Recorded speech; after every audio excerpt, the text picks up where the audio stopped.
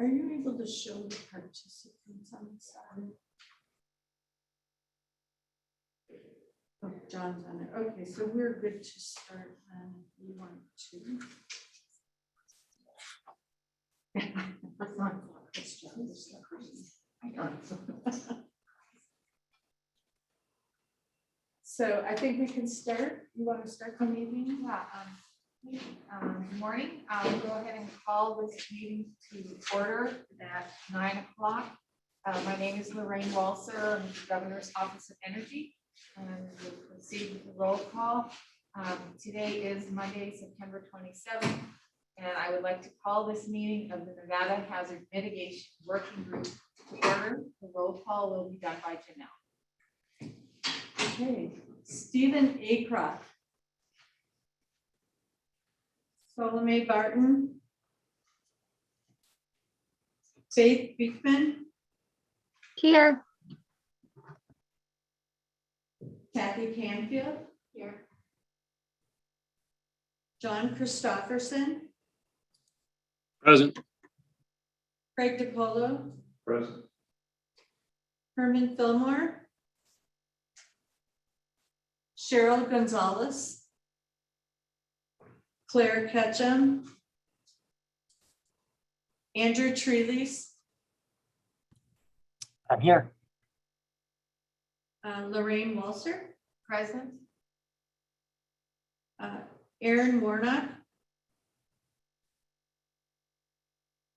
Present.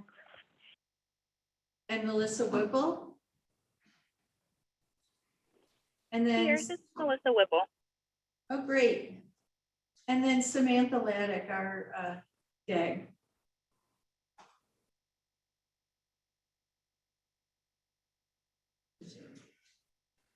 Okay, we do have a quorum. Okay, with that, we will close agenda item 1 and move to agenda item number 2, which is public comment. This is a discussion item only. No action may be taken upon a matter raised under this item of the agenda until the matter itself has been specifically included on an agenda as an item upon which action may be taken. Public comment may be limited to 3 minutes per person at the discretion of the chair. Comments will not be restricted based on viewpoint. Please be advised that the YouTube stream is about 60 seconds behind the live meeting. So if you would like to present public comment, please call in to listen to the meeting live. To provide comment via telephone, please call in by dialing 669-219-2599. That's 669-219-2599. When prompted to provide the meeting ID, please enter 686-738-8625 and press the pound key. When prompted for a participant ID, please press the pound key again. When asked to provide public comment, please press *6 to unmute your phone and *6 again when your comments are complete. I will now open the meeting for any public comment.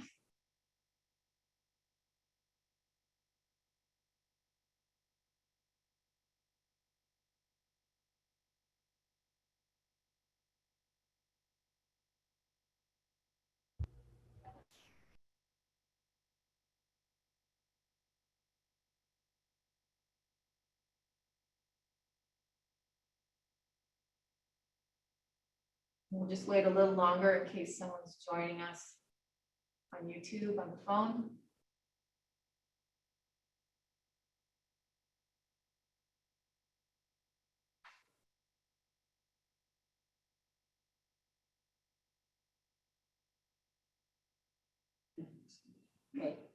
Okay, hearing none, I will go ahead and close agenda item number 2 and move to the next item, number 3. Agenda item number 3 is the approval of minutes. This is for discussion and possible action. The working group will discuss and review the minutes of June 29th, 2021 working group meeting. The working group will determine whether to approve the minutes. And we'll open things up for discussion.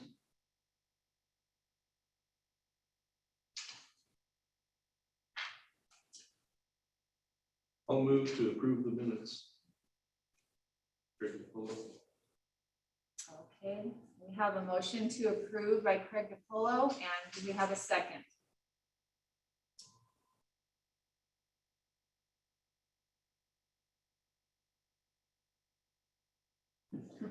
I'll say. This is Kathy.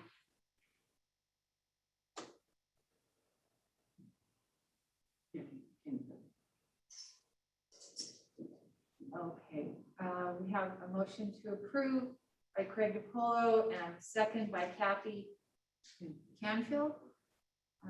So any further discussion on the motion? Okay, hearing none, all in favor, please say yay. Anyone opposed? Yay. Anyone opposed, please say nay. All right, with that, the motion carries, and we will move on to agenda item 4, closing out number 3. Agenda item 4, overview of open meeting law for discussion only. Samantha Laddick, Deputy Attorney General for the Division of Emergency Management.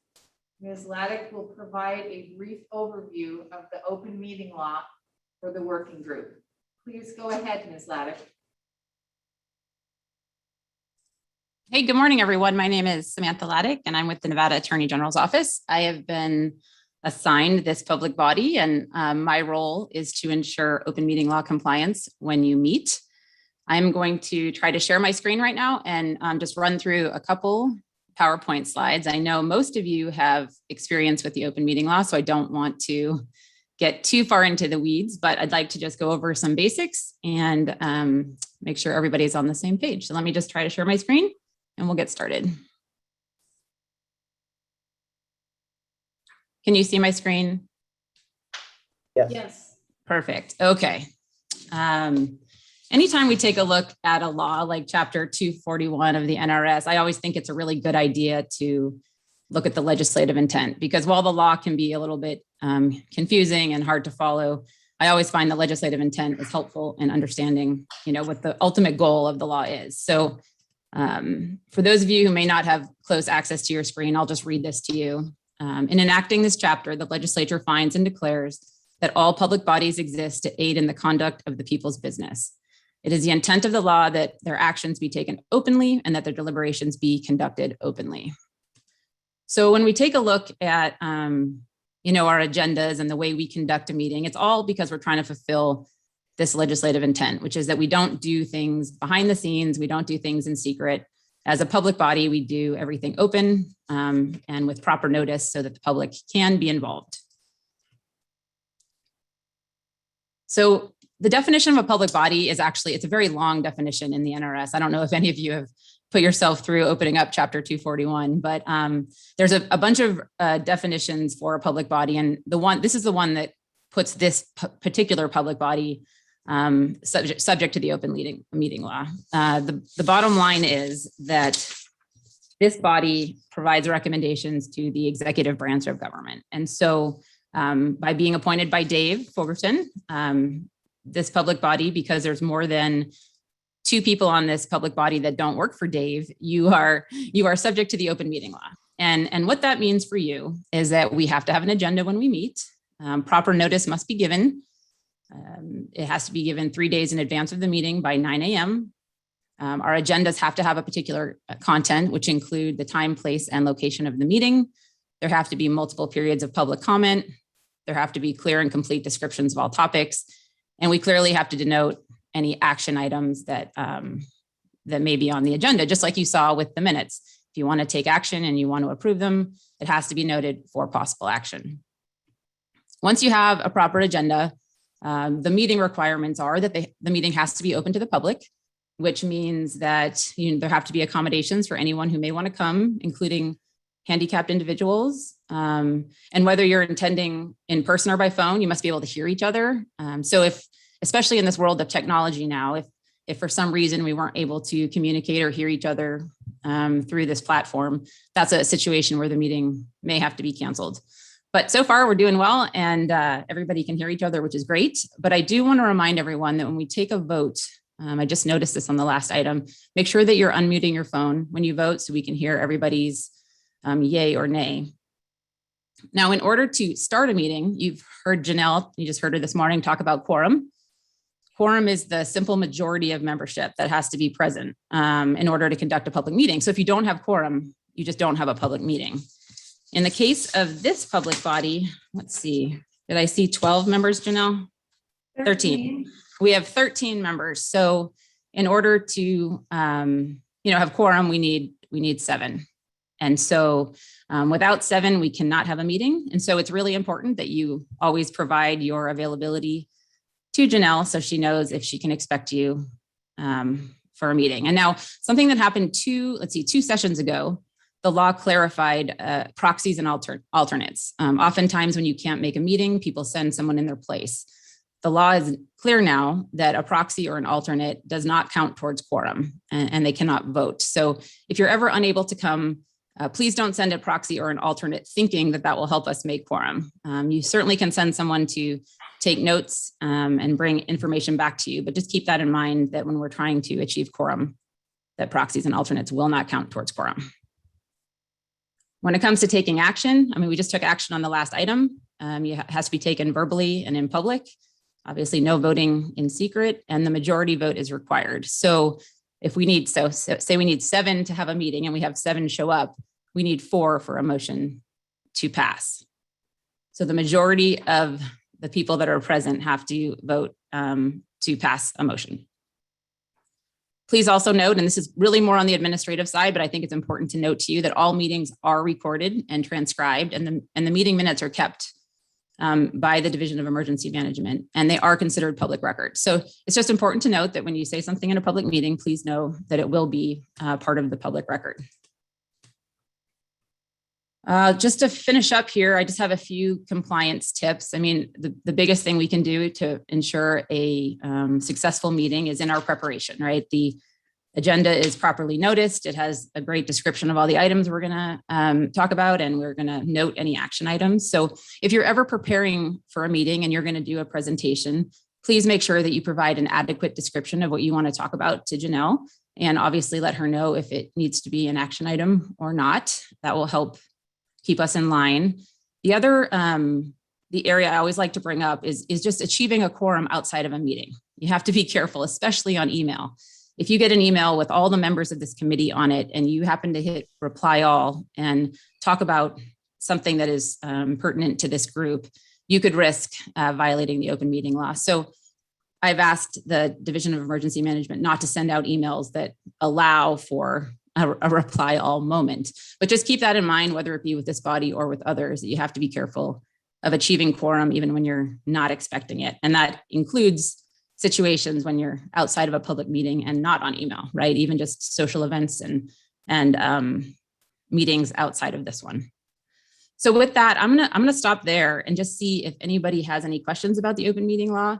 I do want to tell you that this is my first meeting with your group in, gosh, at least over 5 or 6 years. So I'm going to be reacquainting myself with what you do, and I ask for your patience with me as I learn the work that you're doing. And if I ask a few extra questions, please just be patient with me. The bottom line is that I'm just here to ensure that the public body meets all the open meeting law requirements. And it is never my goal to be a roadblock to work moving forward, but just understand that, if I'm here, I got to do my job. And so if we ever have to work through some open meeting law issues, please just let me know and I will work with you the best I can. Open to any questions. Okay, thank you. And now I would like to open this up for discussion.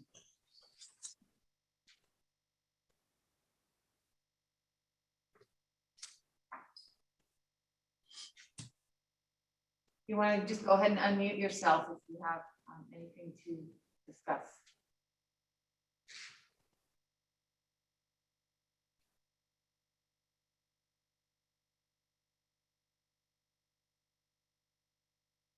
Okay, Hearing none, I will go ahead and close agenda item number 4, and we'll move on to item 5.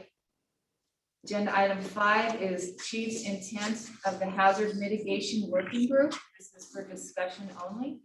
David Fogerson, Chief, Division of Emergency Management, Homeland Security. Chief Fogerson will discuss his intent with the creation of this working group under the powers of the DEM HS Chief under NRS 414. Please go ahead, Chief Fogerson. Good morning. I got to stand back a little further from the camera than Jason did because I'm not quite as tall to hit it. So thank you guys all for being members of this working group. I recreated this working group after talking to Janelle, Suze, and Kelly. If you recall, we used to have different working groups. We had one for Earthquake Council. We had one for all kinds of different hazard mitigation groups. And then when we built the Nevada Resilience Advisory Committee with Caleb, we got rid of and consolidated a lot of those groups into NRAC. Problem is that we didn't give the love and attention that hazard mitigation really needs at NRAC because of all the other items NRAC has to talk about. So they provided a suggestion to me to recreate a work group under the authorities of the chief in 414. So that way you guys could talk and then bring back advice and counsel and that sage advice and counsel that we need in Nevada to make us more resilient. And so we looked at the different parts that were required from as a enhanced hazard mitigation plan state. We looked at what those requirements were for the different groups, made sure every group was representative. So everyone serves on this group at my desire. And I want to make sure that that's known to you, because if you don't show up, I'm going to remove you and put somebody in here that does show up, because we need to. Hazard mitigation has been lacking dramatically nationwide, and that's why we continue to flood the same floodplain over and over again. That's why we continue to burn down the same homes over and over again. We've got to get to a place where we truly are resilient. When we look at the preparedness side, over with John Backendall's shop, they do every year a THIRA, and they get all the local emergency managers, all local folks together, and we start talking about what could happen, how we're going to buy down our risks. I want this group to be able to do that same kind of thing. What are the hazards in Nevada, and how do we make Nevada safer from those hazards? The federal government's really pushing us now to give us more money to make these things happen. They just gave the state $2.7 million in hazard mitigation funds, and they wanted two things out of that use of that money. One is to expand your hazard mitigation program. And we know right now we only have one person in hazard mitigation in the state of Nevada, our state hazard mitigation officer, Janelle. There's nobody else that is doing that work besides Janelle. And so I've asked them to see what we can do to start hiring contractors to support Janelle in the process. And then we can look toward the next legislative cycle about making those FTEs, so we build a true mitigation program. The other thing I want us to start looking at is the disasters of the future. I'm doing a presentation for the chief of staff tomorrow, the new incoming chief of staff. And just in the last 12 months, I started writing down all of our disasters that we've had that have either been a county declaration or state declaration. And when you look at the earthquakes we've had, the flooding we've had, the wildland fires we've had, the pandemic we've had, and the civil unrest, I don't think we're going to find a year that has had more disasters pushed into a 12-month period. I don't think that's going away. And so that's where we got to start looking at, are these related to something that we can fix? How do we address these issues? How do we make Nevada more resilient? How do we take this $2.7 million and invest it in our state so that way we can get better? And then every disaster we get more resilient, or we get more hazard mitigation funds to spend to buy down that risk. And so that's what I really need you guys to do. And remember, every disaster is always locally executed, state-led, federally supported. So it is all up to our locals to have a good, solid hazard mitigation plan. But it's up to our team of experts that you guys are all sitting here being to help them write their plan so that way they can do things good.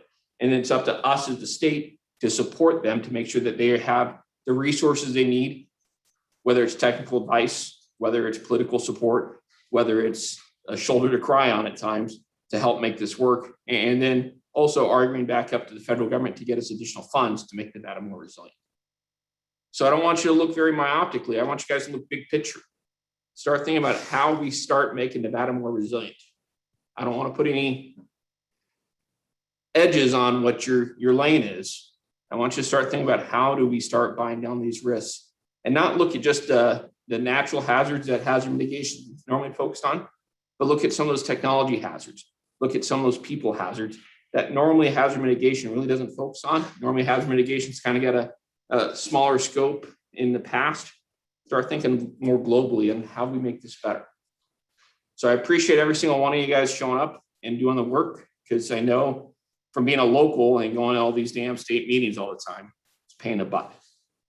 But you guys are all here to make a difference for us, and I really appreciate what you guys are doing. My door is always open. You guys all have my number, I believe, my email. If you got ideas, if you got questions, concerns, I even take rude comments at times. You can give me a call and we'll talk about it. So thank you guys all, and I'm open to any questions that any committee member, work group members might have. And I'm calling it a work group because I got taught a long time ago that committees meet and don't do anything. Work groups meet to work. So I termed it a work group instead of committee, just had an old habit from a military officer who yelled at me for making a committee once. Okay, thank you. And now I would like to open up this for discussion.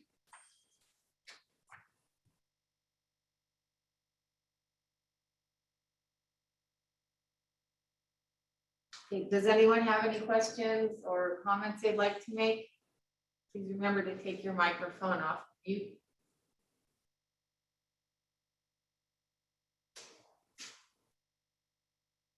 And don't forget that he said he wants us to discuss and talk about things. So I really do want this committee to be interactive and people talking to each other instead of just listening. Okay, well, hearing none, I will close agenda item 5 and move on to agenda item 6. And before we go to item 6, if anyone has joined the meeting since we did the roll call, if you could please speak up so Janelle can mark you as present.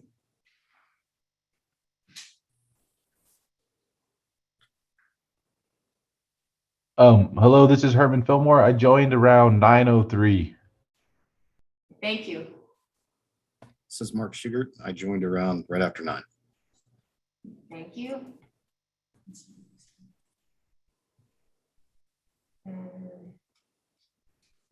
Has anyone joined on the phone?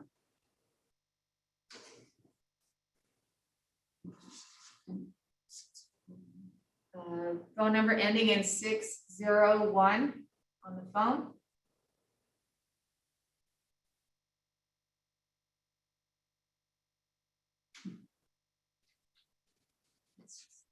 Okay. Okay, with that, we'll move on to agenda item 6. It's a Carson City hazard presentation for discussion only. Jason Danon, Carson City Deputy Emergency Manager, will brief the working group on the Carson City area demographics and any hazards to provide the working group with a perspective on the hazard that he needs and needs within the community. Please go ahead, Jason.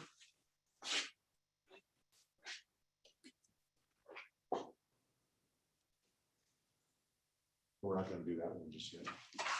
So, good morning, Jason Danon, Deputy Emergency Manager, Carson City Fire Department. So I'm just going to give you a real quick overview of Carson City, its demographics, and what we got going on. So obviously Carson City is the state capital. It's a consolidated municipality, meaning there's no separation between county and city. We have a population of 57,000.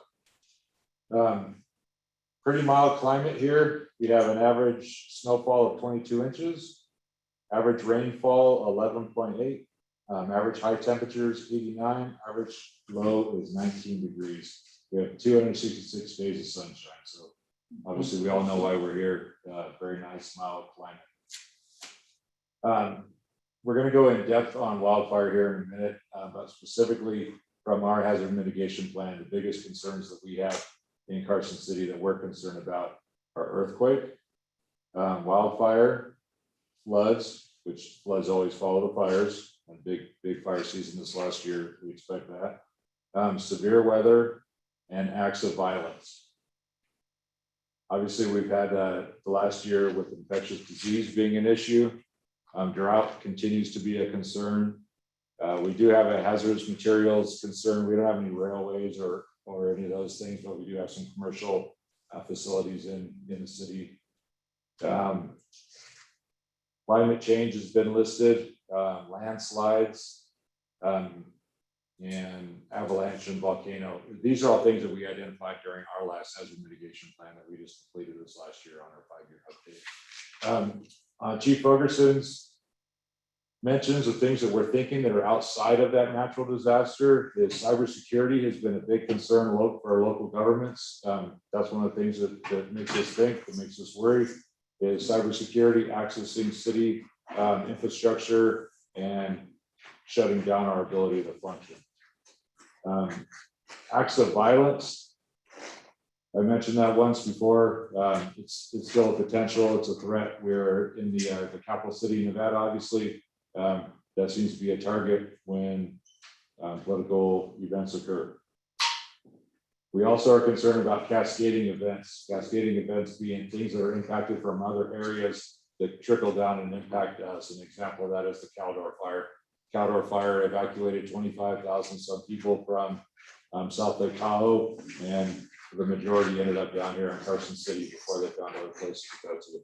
So with that big cascading effect that affects us, that makes it real hard to continue and operate and serve to our full capacities with that big impact. So unless is there any questions on any of those things before I move off to a presentation from our fuels officer? Perfect. So I'm going to introduce Rod Rummel. Over to the PowerPoint. Yeah, thank you.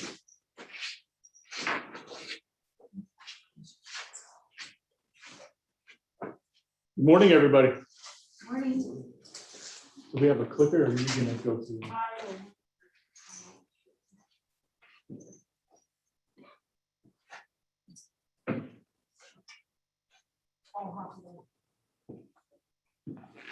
Keep going. Start the presentation. That's all right.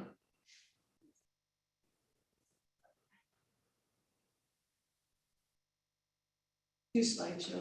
Oh, can you click on that? Up across the top. We're gonna hit this little button right Oh, to the right. This little right there. Allows, right. Perfect. I don't know where to stand, so. You're fine, it's just showing that. Okay, so they can't see my ugly mug. Good. Good morning, everybody. My name is Rod Rummel. I am the Fuels Management Officer for Carson City Fire Department. And I am tasked with all the fuels management within the city of Carson City. Go ahead to the next one, please. So I just wanted to kind of give everybody an overview of wildfire as a hazard as it pertains to Carson City itself. As we know, wildfire does not know boundaries. It doesn't know jurisdictions. All it knows is it's got fuel, it's going to burn. So this is kind of an overview of what we deal with here in Carson City. So we're going to talk about the fire history within Carson City, what fire looks like here in Carson City, and what is lost when we do have a wildland fire, and the influences, the factors that influence wildland fire behavior, and also what's being done to mitigate this rather high risk that we have here in Carson City. Right. So here's a map of Carson City. And all of these different colors are all the different fires we've had around. I'm sorry. So Carson City is right here in the middle. This is basically the city limits of Carson City. So you can see along the west side of Carson, we have a tremendous fire history. It burns and it burns often. One of the largest fires we've had here is the Waterfall Fire, which is the big blue one you see there along the west side. Yes, right there. So there's some stats on the right. The Waterfall Fire was in 2004, over 8,000 acres. The Lion Hand Fire, over almost 6,000 acres. So the idea of big fires being a California problem, it's not. It's right here in our own backyards. We look at the Caldor Fire and the recent fire down in Douglas County. These are all in Nevada. We have a wildland fire problem here. It's not something that is just over the hill. It's a California problem. They have a lot of huge fires over there, but we have our own fair share here. Go ahead. Here's some statistics. The big one is throughout the state in 2017 and 2018, we burned over 1 million acres in Nevada. What happened in 2017? Big winter, lots of floods, lots of water. So then we get fuels that grow and then fuels burn. It's kind of a natural cycle. So we'll talk a little bit. This is what fire looks like in Nevada, in Carson City. July of 2004, the waterfall fire. 8,700 acres burned, 18 structures lost, and 51 vehicles, including fire apparatus. We had a burnover incident up in Kings Canyon. Nobody got injured, but we did lose some vehicles in that incident. This is also the waterfall fire, the Timberline area. If you're not familiar with Carson City, Timberline, the community of Timberline is kind of tucked back up on the west side, up on the hills. It's a one-way in, one-way out community that has, I think there's over 100 lots in the community. So if you figure there's at least there's 200 people within that community that have to get out in a natural disaster through a 2-lane road. And then we also have to get emergency personnel up that road. So our hazard is rather large within that community. It was one of the hardest hit communities of the waterfall fire too. We lost most of the structures in that community. Go ahead. See, again, Timberline area, it was forested. Now you see like the big tree on the left-hand side there. Most of those trees are now gone. They got burned up. So now we're having a landscape scale vegetation type change. We're going from a forested environment to, first the grass and the shrubs will come back, and then years later, the trees will start to come back. So we've made a shift in the fuel type. It's no longer a forest fuel type, it's now vegetation, or brush fuel type. Here's one of the houses we lost. Yeah, this is right here in Carson City. We always think this happens in other communities. This happens in Nevada quite often. So we'll bring it forward to this year. This was the Prison Hill fire back in July. It was almost 200 acres, right on top of the hill. I'm sorry, back this way. So this was shortly after the fire started.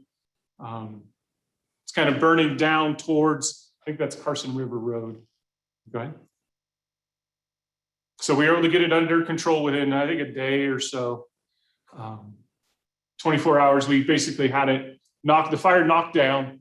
And this is a picture of the crew working to mop up all those hot spots. It takes a long time to go over that 177 acres and make sure there's no more hot spots. It's a grueling task. And then after that task, this is how you will see firefighters. We'll take a nap anywhere we can. Go ahead.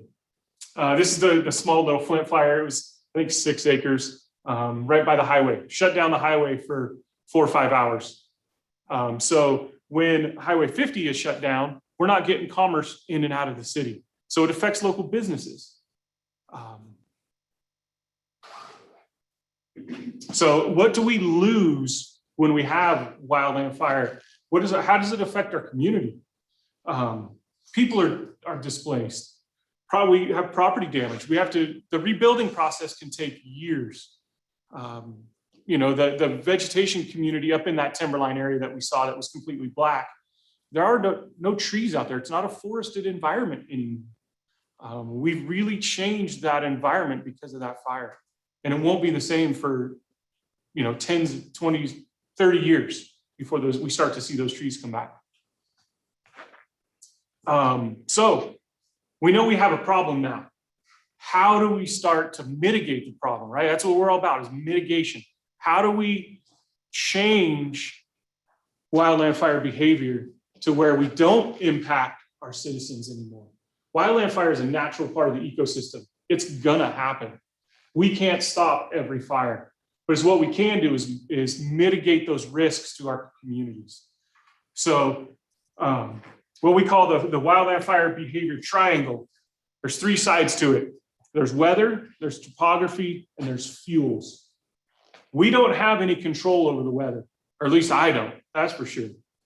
The topography, so the lay of the land, we can't change the steep slope to a gentle slope.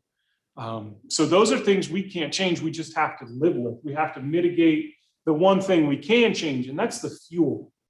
So that's where hazardous fuels reduction and fuels mitigation really impacts how a wildland fire threatens our communities.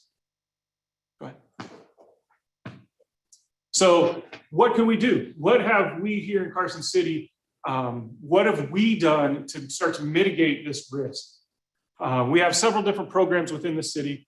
One of them is called the U-Haul, or You Call, We Haul. It's a trailer program. We have our Capital City Hand Crew, who actively goes out and does fuels mitigation projects around our communities. And we also have a new owner program.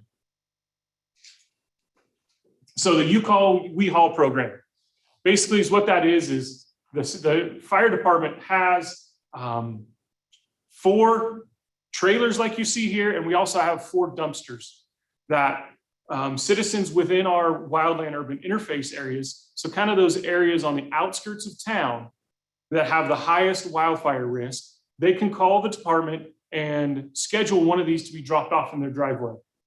They do their defensible space work, they cut the vegetation from around their structures, and they put it either in this trailer, or you can click it one more time, or one of these dumpsters. And then we come back and haul it off on a schedule. Highly successful program.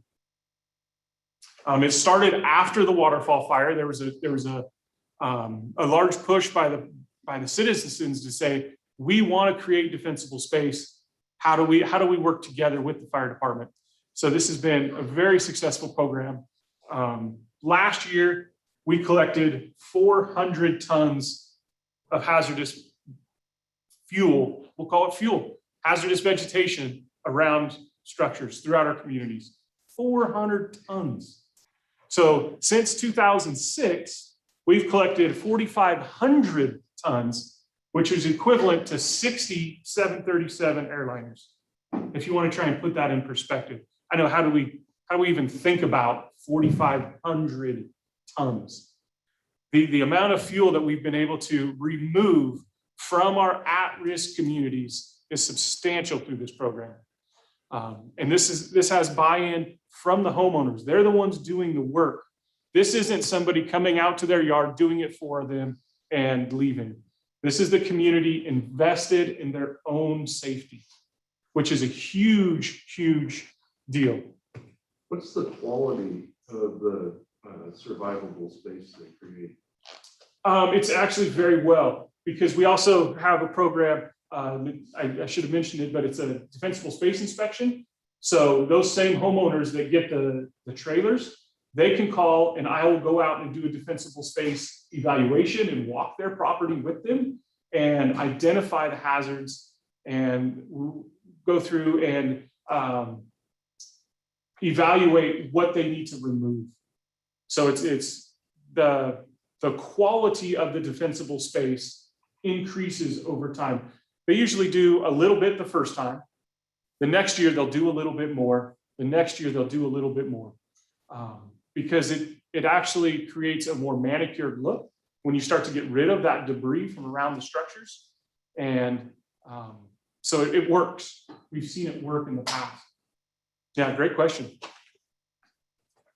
We also have our own Capital City Hand Crew, who is staffed with between 15 and 17 it's a mix of permanent and seasonal staff. They are tasked with creating large field breaks. So we're not going out 30 feet behind somebody's house into the open space. We're going 500 feet.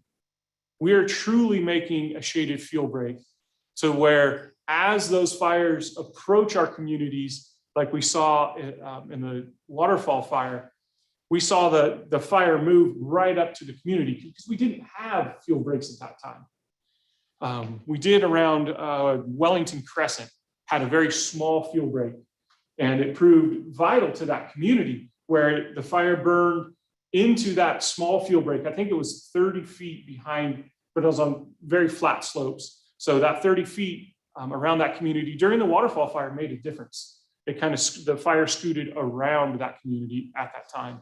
So now, as our scale has went up, now we have this hand crew, we're creating those 500-foot fuel breaks. So when that fire burns towards a community, the fire will lay down, give firefighters a chance to actually fight that fire. It slows the fire progress down. It gives our residents a chance, a longer window to evacuate.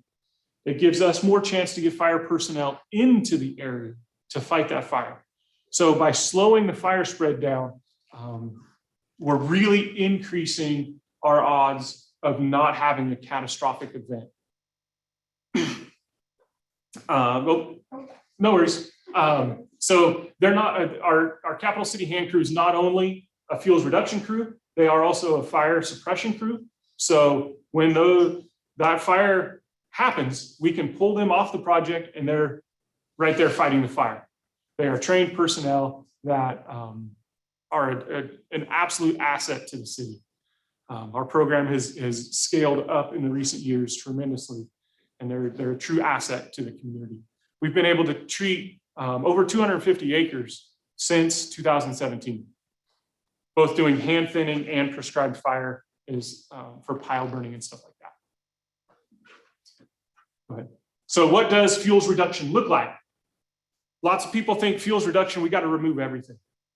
That's not what we want to see. When we remove everything, we have dust issues, we have erosion issues. There's a lot of other things that come along with removing vegetation from our landscapes. So it's what we have to do is we have to kind of juggle all of these different balls of being erosion, wildlife habitat, aesthetics, because we're in people's communities. So here's a picture of a small stand of trees. We've already went through and kind of limbed up the bottoms. We've removed those ladder fuels. We did that by hand. And then we came in with machinery, you can go ahead and click it, and cleaned up the brush underneath. So there's houses, I mean, where this picture is taken from, there's houses right behind us. So if a fire was to move into this area, now we've created a fuel break to where it's going to slow down. It's going to give our citizens a chance to evacuate. It's going to give firefighters a chance to get in there and fight the fire. So yeah, objectives met here. There's another example.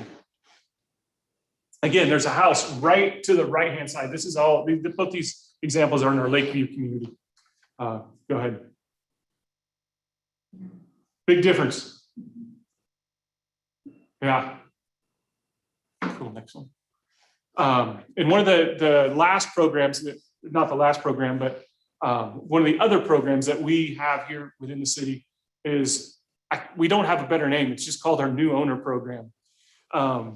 I get a list from the assessor's office of all properties that change hands or have a title go through and record with the assessor's office. So I go through those and I pick out all of the ones within our wildland urban interface, which is our at-risk communities, and ones that have actually changed hands. We try to go out and visit those homeowners within the first 60 days that we get those notices. So as people move in and out of Carson City, or even just around within the city, those owners might not know the risk that they're moving into. So we try and visit them within that first 60 days and have a discussion with them on what the hazards are within their property. And we'll walk the property, basically do a defensible space evaluation and answer any questions that they might have. A lot of people move in from out of state, so they think they're coming to the desert. We don't have a wildfire problem here. As we saw on earlier slides, yeah, we do have a wildland fire, or we have a wildland fire hazard here. You know, and this also gives us a chance to have that face-to-face with a new community member. And it gets us that buy-in when they're doing defensive space. One thing I'll say is all of these programs at one point, for the most part, are all grant funded. And without these mitigation grants, it's really tough for the city to provide this type or this level of service to the city. I think that's it. So kind of in closing, we're doing, each year, our level of service and our level of mitigation tries to get a little bit better for our citizens. Is there any questions? Yes, ma'am. I have a question. Can you talk a little bit about the Jacks Valley? You guys were involved in that, weren't you? Yes. In getting that, but that was a little bit different topography with the vegetation and that. We drove through that area looking at it, you know, after the fire. So I don't know what was there before. Lots of sagebrush and rabbit and bitter brush. So that seemed like it moved pretty fast and put a lot of people at risk. Very quickly. But you guys were able to get that. Yeah, the suppressant personnel were able to get that under control relatively quickly. No structures were lost. What happens in that brush vegetation type is, which most of our desert fires, we see very high rates of spread, and it just goes through very quickly. And so that can put a lot of residents or citizens at risk very quickly, because we don't know how large it's going to get. So evacuation wise and stuff like that, we've got to cast a large net to kind of cover ourselves. Chief, would you like to add anything? A very good example of the Jacks Valley fire is they should do fuels mitigation along Jacks Valley Road proper underneath the power lines. That was part of the NB Energy grant funded. The reason it held, I was assigned to that fire, it held to that road due to that mitigation efforts that were done underneath the power line. So it does work. They're able to get some of the fuels out there, and we're able to see that. Yeah, another example is the Caldor fire, which was just up on the California side, burned into the Tahoe Basin. For years, the Tahoe Basin has been doing fuels management programs.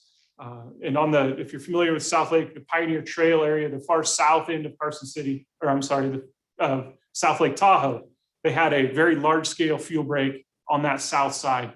And so when the Caldor fire came into the basin, it ran into that large scale fuel break and it dropped to the ground. We want to keep the fire on the ground, but there's no ladder fuels going from the ground up into the canopy where it creates a crown fire. We're much more successful in getting those fires out. And if you've all driven through Pioneer Trail, you know what it looks like. You can see, you know, from the road, you can see out quite a distance because of the efforts that have been taken. I had a question about the fuels trailer. How often are those fuel trailers occupied? So our program, every week, we fill those things up 3 times. And they go year round. We're booked out, right now, we're probably booked out for a month. That program is so successful. Like I said, we removed just last year alone, 400 tons of vegetation from our wildland urban interface communities. Highly successful program. We just don't have the capacity to upscale that anymore. We would take a second truck. We would have to increase our equipment considerably. And that's where we're looking for grant funding into the future, possibly. What locations qualify for getting that trailer? So the trailer, the You Call, We Haul program is available to our at-risk communities. Anything that's been designated wildland urban interface, which is kind of, there's a kind of a ring around the outside of the city proper, that where we have those influences of wildland fire. So everything along the west side where we saw the fire history map, everything along that west side is eligible, and also along our eastern boundary as well. So I sit next to the front desk that takes the calls every day. Every day we're turning people away interior of the community that aren't able to get access to these trailers. You look at the histories like Napa, Napa, there's no forest there, there's no wildland, urban interface that we're used to. If we were able to expand that within the city, that would make a tremendous dent with, removing junipers. People didn't realize when they planted them in the 70s how flammable those are, so different things. So if we were able to remove that limitation around that, I think we would make a much bigger dent in the city. Any other questions? I just want to add a comment. When you, I think it was Chief Deanan who talked about the work that NV Energy did that helped in that situation for Jacks Valley, and other areas as well, because NV Energy has really been out there doing this type of work. I think that just for the committee's sake, that's an area where we can look and say, hey, this loss is avoided. This mitigation work was done, and thus it really helped limit the effects of that Jacks Valley fire, of which we did gain mitigation funds because of the fact that the homes were at risk. But we really like the fact that it gives us an opportunity to look at what could have happened. There's a success story there, right? Yes. Success stories are always great. And we don't, as fire personnel, we don't pat ourselves on the back very often. It's just not what we do. We go on to the next thing. But there's a ton of success stories out there where fuels mitigation has changed wildland fire behavior. So I would encourage you, when I send out those monthly surveys asking what you did last month, we want to get that information, not only to record, what's being done, but to know that, a lot of that's been done outside of, mitigation grant. So you're doing mitigation work that is not just relying on FEMA for everything. Mm-hmm. You guys are putting that effort in, to do this with a lot of the things that you talked about. Yeah, and with fire prevention, we don't always, it's not always quantifiable how much we changed things. So putting stats to fire prevention and fuels management is tough because we don't know what would have happened if we didn't do that. So how many of those ignitions maybe were, or how many ignitions didn't happen because of a fuel reduction project? How many houses would have been threatened? So those are hard statistics to come up with, but yeah, I'm sure we could help with it, filling out that monthly survey. So I want to piggyback on this. Can you really do this next time? Because it allows the state to continue to get mitigation monies. It allows FEMA to continue to get appropriations. And even if you have to speculate a little bit, you kind of know it stopped, exactly what, but the fact that it stopped is really important. And the fact that 5 fires stopped because of mitigation activities on some front is really, really important right now. So if you can, and I would list as many as you can. If the next time you see this, if you could take a few minutes to run through that. Okay. We need that. Okay. I have one other thing to add. As far as when we have the fires like the Prison Hill fire and you remove all the vegetation, what comes back? In Nevada, cheatgrass comes back. Which, do we like cheatgrass? No, we don't like cheatgrass. That's as flammable as anything. So there are some mitigation efforts that we can do. Planting crescent weed, is it? Yeah. Those are some other things that we can do. And I believe Jen Budge from Parks and Rec for the Prison Hill, I believe they're working on that right now. But those are other things that really we need to be in our forefront of thinking and being prepared to do that. And there's obviously a funding and all that stuff and planning at the right time before cheatgrass takes over. So that's something else that we've. Yeah, post-fire rehab, because when we do have these wildland fires, like Chief said, we get cheatgrass that comes right back. So instead of a fire return interval of every 30 to 50 years, we see that decrease to every 3 to 5 years when we have solely cheatgrass out there. So that fire rehab after a wildland fire is also very important to prevent the next fire from happening in that same area.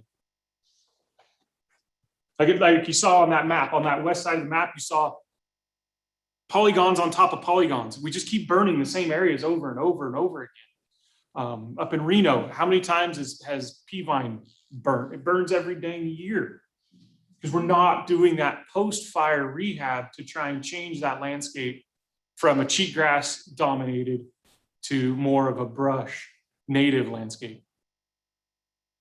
So this is Janelle again, but I would add that that's, you know, really kind of the purpose of the HMGP post-fire. And some of the, I will say the program, I think, hasn't quite caught up with the law. So when they created this program and they took the DRRA, the Disaster Recovery Reform Act, added a bunch of projects that are allowable in the law, but really hard to get done with the program because the program hasn't quite caught up with that. And so those are some things that I know that we are putting forward to be able to go out there and do, you know, your seeding right away or your or at the right time, to do put your post-fire flooding, you know, protection out there with wattles or with debris traps, different things that you could do quick or that need to be done quickly, because as you said, it always rains after a fire, right? And so it also rains after a flood or after a drought too. Or flood ends the drought. But that's a program that we are trying to build up, and Washoe County is doing a pretty good job of getting that, you know, using those projects to do something in the fire areas where there's been a big fire. We want to expand that, you know, as we get more experience with all of this, and trying to get FEMA to move that program part along up to meet up where we can actually do something quickly. Because I think you can put together an application pretty quickly. It's the rest of the process, you know, going through an environmental and all that kind of stuff that doesn't allow you to do that quickly. But that's a program that we underuse.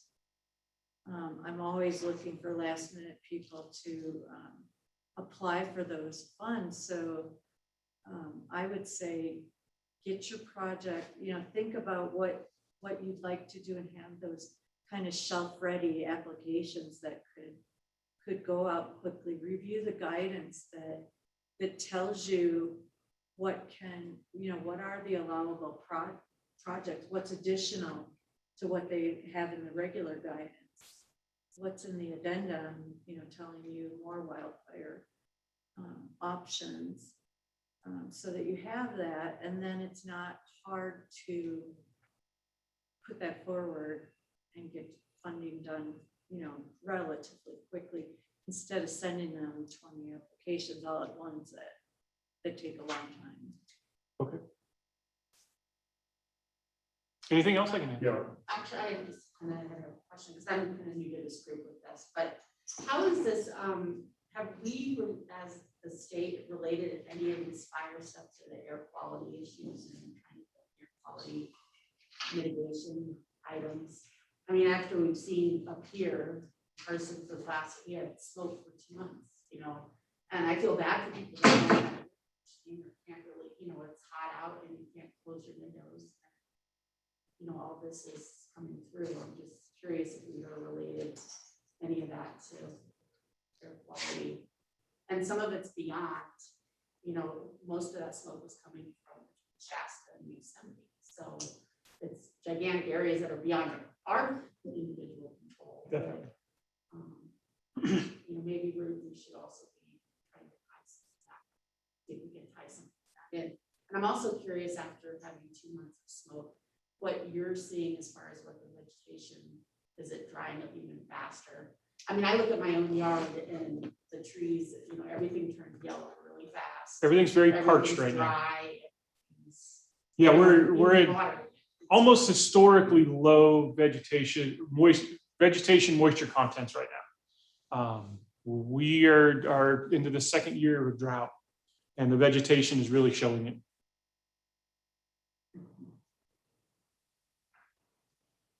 I would say with the, regard to the smoke and that, we have had discussions with different people about, you know, during all of the smoke,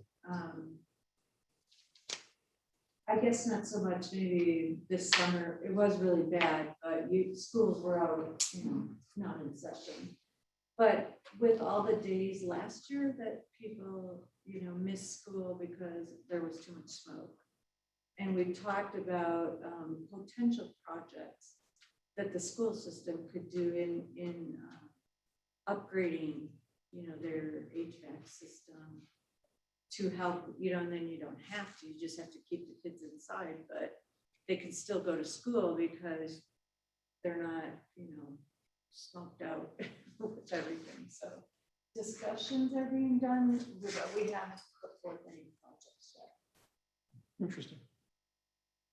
Well, thank you all for your time. Appreciate it. Thank you. Okay, thank you. Before we move on, I wanted to check in with Stephanie Nix and see if she had anything she'd like to add to this.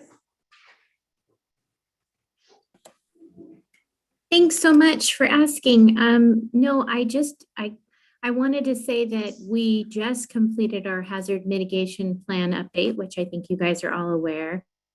And kudos to staff as well as state and our consultants for such a comprehensive plan. I think we really created something that will be a big benefit to the city in the coming years. And so thank you to Jason and Rod, but I didn't have anything more to add than that. Okay, thank you. Okay, well, if there's no further discussion, I'll go ahead and close agenda item 6 and we'll move on to item 7. Agenda item 7 is the Carson City earthquake risk. This is for discussion only. And we have Dr. Craig DiPolo, research geologist, Nevada Bureau of Mines and Geology. Dr. DiPolo will brief the working group on the Carson City earthquake risk and vulnerability regarding the basin and range. Please go ahead, Doctor. Can we dim the lights a little over the screen? All right, so you can go ahead and go to the PowerPoint. Make it a little easier to see. Perfect.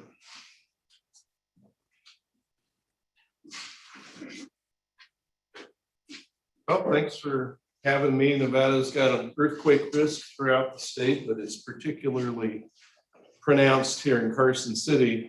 This was sort of the result of doing a study for Carson City probably about a decade ago now, and just realizing just for a metric that it had the highest hazard of any place in the Basin Range province, which is a pretty big size area. Okay, anyway, so I'm going to talk about, I'm going to try to make that case that there's the largest earthquake hazard in Carson City. And I'll talk a little bit, I used to be part of the Earthquake Safety Council and a few things like that. Perfect. And so I'll mention something, sort of my perspective on the earthquake message in Nevada these days. Okay, let's go ahead and roll. So as I mentioned, Carson City has the highest earthquake hazard in the Basin Range province, higher than places like Salt Lake City or others. So let's go ahead and go to the next one. So what would you expect if you had a place that had the highest earthquake hazard? What would you expect in that place? Well, you'd expect that it might have experienced damaging earthquakes. You might expect that it has a high level of background earthquakes. You might expect that there's a lot of earthquake faults around it, in it. And that it has high rates of activity and paleo earthquakes. So we'll take a look at Carson City in this perspective. As far as historical earthquakes that have strongly shaken Carson City, here's a list of them, most of them. It gives the date, the magnitude, the nearest community, the effects in Carson City. And then the Carson City modified Mercalli intensity is over on the right there. That's a intensity scale is a sort of a damage scale, if you will, versus a magnitude scale. And we use Roman numerals to designate the different levels of that scale.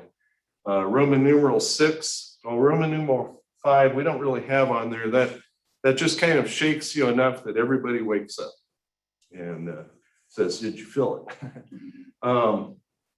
Intensity 6, you begin to have shaking that's long enough and strong enough that you have some cracks in the walls when you're done. So your house or building is shaken a little bit there. When we get to intensity 7, the more vulnerable parts of a building begin to have problems. So chimneys, things that are unsupported can topple or have damage. Intensity 8, we actually have some buildings that are beginning to have corners that are falling and building damage, things like that.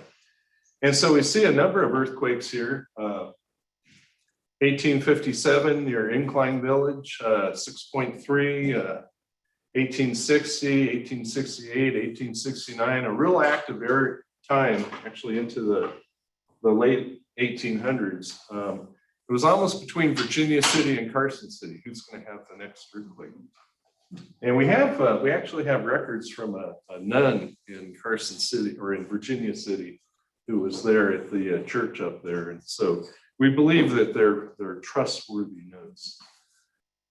But a lot of earthquakes over the years there. The biggest one was the 1887 earthquake, and I'll just mention that a little bit more here after this. But and then a few regional ones, 7.1 near Gabbs.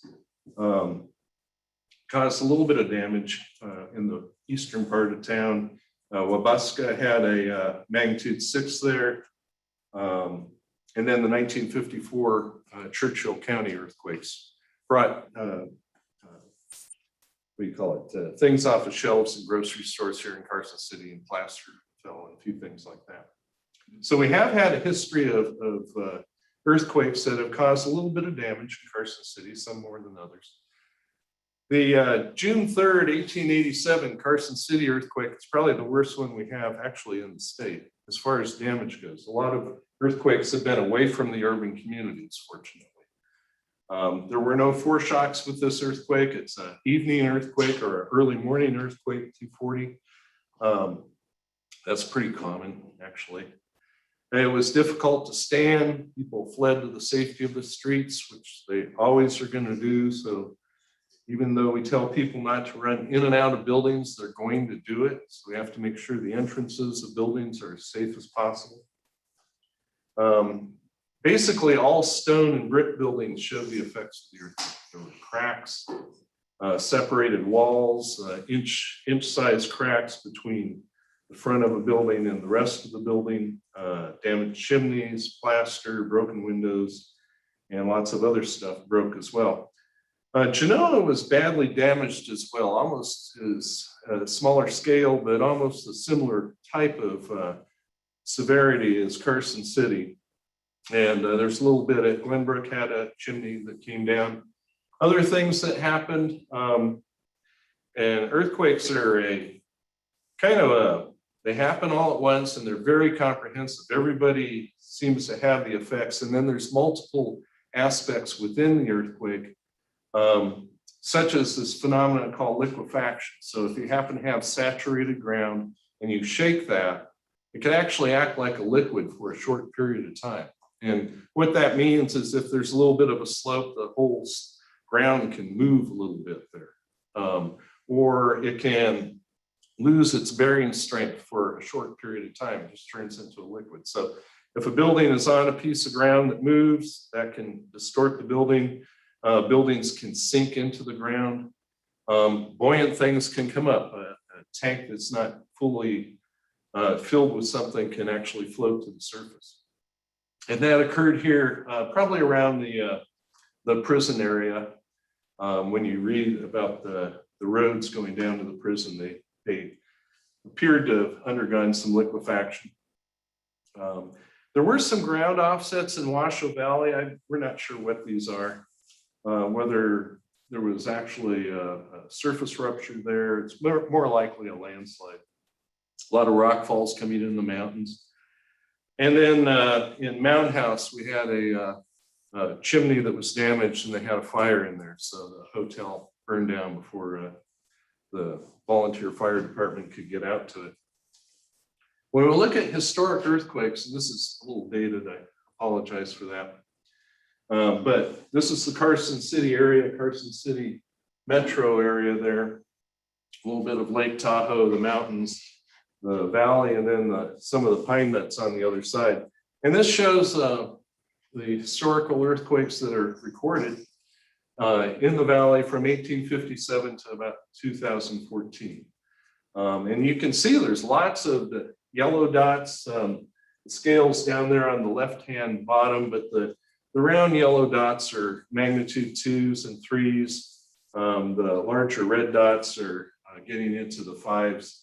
And then here's where we've nominally put that 1887 earthquake in Indian Hills to try to account for the severity in Carson City and the severity in Genoa. But we don't really know where that earthquake occurred exactly. So when we look at the numbers of earthquakes and do a little statistics, we've got 13 to 14 earthquakes with intensity 6 or greater shaking in 158 years. It's one event on average every 12 years. They do seem to come in groups. So you saw in the late 1800s there were a number of earthquakes over the years. And everybody would have been earthquake aware in Carson City during that period of time. And earthquakes are actually rare events. And that's sort of a real downfall of the hazard because there's enough time that people pay attention to their life, pay attention to the other hazards, the fires and things. All very important, but earthquakes are commonly, well, we'll think about it next year. It's an easy thing to put off. We have had in that period of time, the 1887 earthquake. So we've had one earthquake of high intensity, 7. Didn't quite collapse buildings. Okay. Well, the other thing that you'd expect in a community with a high earthquake hazard is that the earthquake producing faults, there'd be a large number of them. In Carson City, this is a map of quaternary faults. The lines there, the colored lines are the various faults. We nominally pay attention to the orange and the yellow colored faults. Those have all moved in the last 130,000 years. The orange is in the last 15,000 years. But a lot of those other faults just aren't studied. And so, and what we see in Carson City is a lot of faults. There's a density of faults that the faults are closer together than, say, a place like Los Angeles here in Carson City. There's a lot of them. They're bounding the range, the Kings Canyon Fault. The Carson City Fault goes right through town, crossing the highway 395 there. There's faults on Prison Hill, on both sides of Prison Hill, as it turns out. There's kind of a curious paucity in the eastern part of the county. There's faults out there, they're just not mapped. So again, we're kind of at a, we don't have everything mapped. But there are a lot of faults that are actively forming this basin. So let's see, I think just a picture of some of them. This is a picture of Indian Hill looking to the north. The Indian Hill Fault is right along the base there. You can kind of see it. Cruises along those shadows, crosses the road. That was just trenched by UNR not too long ago, about a couple years ago. The Carson City Fault kind of starts in here and goes along. You can see the shadows of it over the quarry, goes along Sea Hill. And it makes that hill that's across from the aquatic center there, if you look to the north across Highway 50 there. Kings Canyon Fault would be behind here. So a lot of faults closely spaced, and they're really active faults when we've dug into them. Go ahead and this is just a the question mark there is just highlighting that there's other faults in eastern Carson City County, if you will, that we haven't mapped yet. Someday. I started mapping them. I need a grant or something. And it's just a reminder that in that area, including in the last few weeks, we've had a number of earthquakes in that area. So we know there's some faults over there. And in the last few weeks, the activity has kind of been from Dayton down to the bottom of Prison Hill. And there's a lot of activity around Prison Hill in the southern part there. That's a real common place to have a magnitude 4 or something. This is just a line diagram of the faults. They're given names and we analyze them for magnitudes. So go ahead and go to the next one. And I want to project these faults onto that red line through the county to show you a perspective of how large these features are. So if we go to the next slide here, this is Carson City, and Eagle Valley is this little thing up here. And there's the Prison Hill fault on the east side of Prison Hill. On the west side, these faults probably intersect the Carson City fault, and then the Kings Canyon fault. So an earthquake on any of these will rupture up and will cause waves to shake Eagle Valley. And it also takes probably 20 seconds or so through that process. So you have 20 seconds of earthquake waves being directly pumped into the valley, and then shaking reverberations off the top of that. Even the Incline Village fault gets under sort of the western part of Carson Valley. This is a dated slide now. I have to do kind of some effort to redo this because these are some paleo earthquakes that when we dig into the faults and we find surfaces that were down dropped by an earthquake and we date those, this is sort of compiling that information, and it's out of date because we've found more earthquakes now since then. So this would be a minimum, but it shows the time going on the left side there, and we have in 1715 AD, Genoa fault going. And as we go back through time, just the number of Genoa, Mount Rose, Incline Village, Eastern Carson Valley. This is actually 2 earthquakes now. Kings Canyon a couple times. Kings Canyon has been very active through history here. Those are all the major earthquakes for this valley. And some of them, there do seem to be kind of some groups that you can cluster. Maybe we've found some earthquakes between these now, but there did seem to be some groups. And a couple other features here. This just shows the time between earthquakes. So some of them are like 19 years, 70 years, 100 years is common. And just as another feature, we only have a little bit of Carson City County to worry about, but you can see there's a few of these events that potentially created a tsunami in Lake Tahoe. It's not such a far-fetched idea to have the bottom of the lake offset and that water displaced to kind of equilibrate itself. And you can see the magnitudes are all pretty good size too. From, I guess there's one 6.6, but they're all approaching magnitude 7. So big earthquakes. Okay, what's the probability of an earthquake occurring? And we can approach this a couple different ways. We looked at the National Seismic Hazard Map and used a very common time frame of 50 years. So this is kind of a complex, this is a hazard curve. It's a complex figure. Still don't really know an easy way to make this more tractable, but this is the strength of shaking down on the bottom axis. And it's in G, that's a common engineering thing. This is 1G over here, for example. That's equivalent to the gravity that you're feeling. If you experience earthquake shaking beyond that, you will be thrown into the air if it's a vertical earthquake. So you're going to overcome gravity. This is a frequency kind of thing here on the left side. So this is once a year, once every 10 years, 100 years. And the black line is what we design buildings for. It's the building code line. So engineers will use this, they'll come over here and they'll read these values down here and input those into their calculations on how strong a building can resist earthquakes. Also on this are some of these modified Mercalli intensities and some bars that represent the type of shaking that creates those intensities. So a little less shake, or kind of middle of the road shaking here, we have intensity 6. 7, again, the more vulnerable items, chimneys, that kind of thing can be damaged. 8, we're getting partial collapses of weak buildings. 9, we're getting actual collapses of even modern buildings partially. The shaking is just kind of beyond it.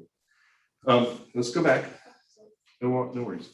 One thing you can see, and this is good news for Carson City, is that the building code line is intersecting all these curves, and the curves are for different places in Carson City, Kent County here, such as Carson City, Lakeview, Stewart, Lake Tahoe. They're all pretty close, but this design gives us a lot of protection from earthquakes. So this is the good news that we can apply almost universally through Nevada. The good news is that society invests in building new buildings so they resist earthquakes. That is sort of, in a way, the only thing we do. I hate to say that, but it is. It's a good thing. It is a really good thing. What this doesn't do is it doesn't necessarily improve old buildings. So buildings that were built before this consideration are still vulnerable out there. And that's sort of a downside. But this is good news. It's hardwired in. We can't do anything about it. Sort of the engineers have this encoded in. We are going to build buildings in Nevada so they resist earthquakes. And it's actually illegal to build a weak building that's going to have occupancy in Nevada. What code is that? Can you tell? Those are the seismic provisions of the International Building Code. And so the International Building Code is the code that's adopted by the United States. And in particular, there's these provisions in an appendix that say, this is how you build an earthquake-resistant building. So it's the seismic provisions of the International Earthquake Code. And so that's the question you would ask a community is, do you adopt the seismic provisions of the International Building Code? So does it matter on the year? And I ask this because it's an issue with FEMA really talking about what year, where are you at, and they prefer statewide adoption, which Nevada and 18 other states don't have. They adopt at the local level. So I guess that's where I'm asking, is that like a 2018 line there? So, well, these or are. Are you just referring to the 2014? Okay. This is a 2014 map. So every 5 years, the building code is updated. And that's considered the new current code when it's updated. It's not always easy for a community to suddenly say, okay, they just changed the code, we're going to go for that. And almost nobody quite makes the change really fast. Las Vegas does. But and Las Vegas is ahead of a lot of the US on that. There's new training. Your engineers have to understand what it is, what the new calculations are. It's just not an instant, easy thing to do. And in some counties, they don't even have an engineer, so it's hard for them. So you will commonly see a little bit of a lag of maybe a couple years of a community like Carson City. I know Carson City's done this before just because, before they can adopt the newest version of the code. And it would be quite a burden to put that on the state of Nevada, unfortunately. I mean, we wish we could.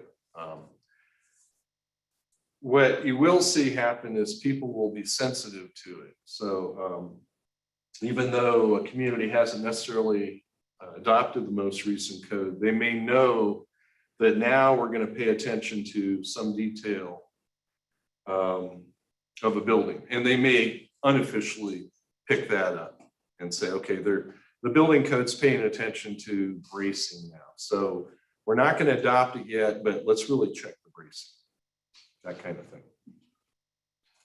The Earthquake Safety Council did, all counties do adopt a building code and some seismic provisions of it. They may not have the most current code. The Earthquake Safety Council is what pushed that through for the state. So it took some influence for the smaller counties. Okay, I can use this map and these intensities. When we talk about an earthquake reoccurrence in the community, that's not always, well, this much chance of having a 6 within 50 kilometers or something, or 31 miles. Well, that's kind of ambiguous. So what we've done is we've analyzed the probability of having these different intensities in a community like Carson City, and that gives you a little more information. So that's the next slide here. So by analyzing that figure, we can come up with probabilities of earthquake damage in Carson City, not 31 kilometers away, but actually within the city. So intensity 6, the chances of having an earthquake with some cracking in walls and things like that, pretty darn high, 78, 79% chance over a 50-year period. And people will be frightened then and things like that. The chance of having intensity 8, which is going to give us, intensity 7, which will give us some chimney damage and will require an emergency response to the event. A little over 50% chance in 50 years here. Chances of intensity 8, so now we've got building damage, and in addition to an emergency response, we're going to have some recovery issues. We're going to have, recovery takes like 2 to 5 years or something like that, depending on how much you have to recover. But there's a 1 in 5 chance, 1 in 4 chance that that's going to happen within 50 years in Carson City. So these are some pretty, and then the real serious earthquake, serious reconstruction, national, international news, 6 to 10% chance here. So again, over 50% chance of an emergency response and a 1 in 5 to 1 in 4 chance of having a recovery effort in this community. Those are probabilities you have to pay attention to. If we look at these hazard curves and we just put it on some other places too, this is sort of the icing on the cake, if you will. I don't know, the proof that Carson City is the highest. I just put a couple other places. Las Vegas is on there because we're always paying attention to Las Vegas. And then Salt Lake City has a pretty high hazard in the Basin Range province. So that curve is on there too. And the further you go this way, the higher the hazard is. So you can see that Carson City, that green line envelopes everything. We approach Salt Lake City on the big earthquake. So our Genoa fault is similar to their Wasatch fault. We've got the big faults here, but we still have a lot of background seismicity, even at a building code level, than Salt Lake City. And it turns out Las Vegas actually has quite a bit of background seismicity that holds it up high before it goes down. It fortunately doesn't have the big range front, sort of. It does, but they're a little bit slower faults. Anyway, so there's a little bit of the case that we've got the highest hazard in the Basin Range province. Just a reminder, there's other things that go with earthquakes, such as rock falls and landslides. And it all happens sort of on the same time frame, or there's also aftershocks that can be counted on. And some of these features will happen during the aftershocks. Liquefaction, I mentioned that the saturated ground can kind of act like a liquid for a short period of time. Fire following earthquake. almost a guarantee with different vulnerabilities of systems. It just takes a natural hazard, or excuse me, a natural gas pipeline coming into a house to be broken or the like, or to be broken inside the structure because the structure moves so much, and an ignition following that. You can count on multiple hazmat incidences happening at once, communication failures, and then our peculiar thing that having a big lake there of the potential of a tsunami. And the tsunami would be just a large wave that would run up 10, 15, 20 feet or something like that. And if we have a lot of things right along the coast, so those would be vulnerable to that. Okay, and this is a map that we made after the Wells earthquake. It's just reemphasizing the high hazard relative to the state of Nevada. So the Wells earthquake occurred in the eastern part of the state, a little bit lower hazard, about a 12% chance of having an earthquake. In this case, within 31 miles and 50 years of Wells. About a 12% hazard, it's almost the same as Las Vegas, or it is the same as Las Vegas. So Las Vegas has the same chances of having an earthquake as the earthquake that occurred in 2008 in Wells. It had a severe impact on that community. Small community, $15 million of damage. Carson City is in these higher shaking colors. And so it does show that the western part of the state has this higher hazard. It's kind of due to the Walker Lane. It's due to some of the strike slip influence from the San Andreas Fault, actually making it on this side of the Sierras. And Reno's sort of in the same thing, but we don't have the big Genoa Fault that's down here in Carson City. So that's why Carson City is slightly higher than Reno. So there is a very serious hazard in Carson City. It's a matter of time before a damaging and potentially deadly shaking occurs. Carson City has addressed this threat with strong building code requirements.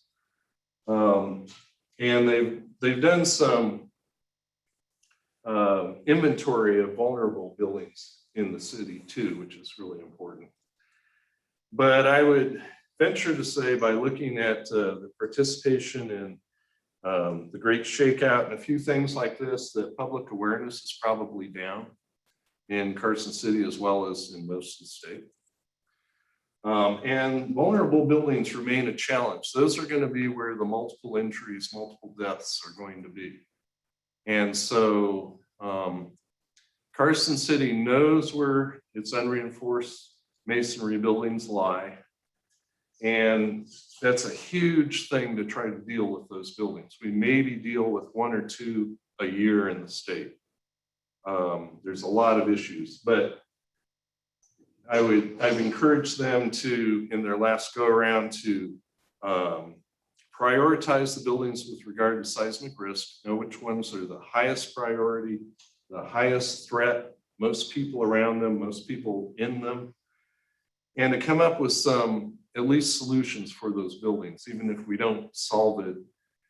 At least if something bad happens or people are sensitized to the issue, we could say, okay, this is the kind of mitigation project we need to rehabilitate that building, and let's get a hold of Janelle right away.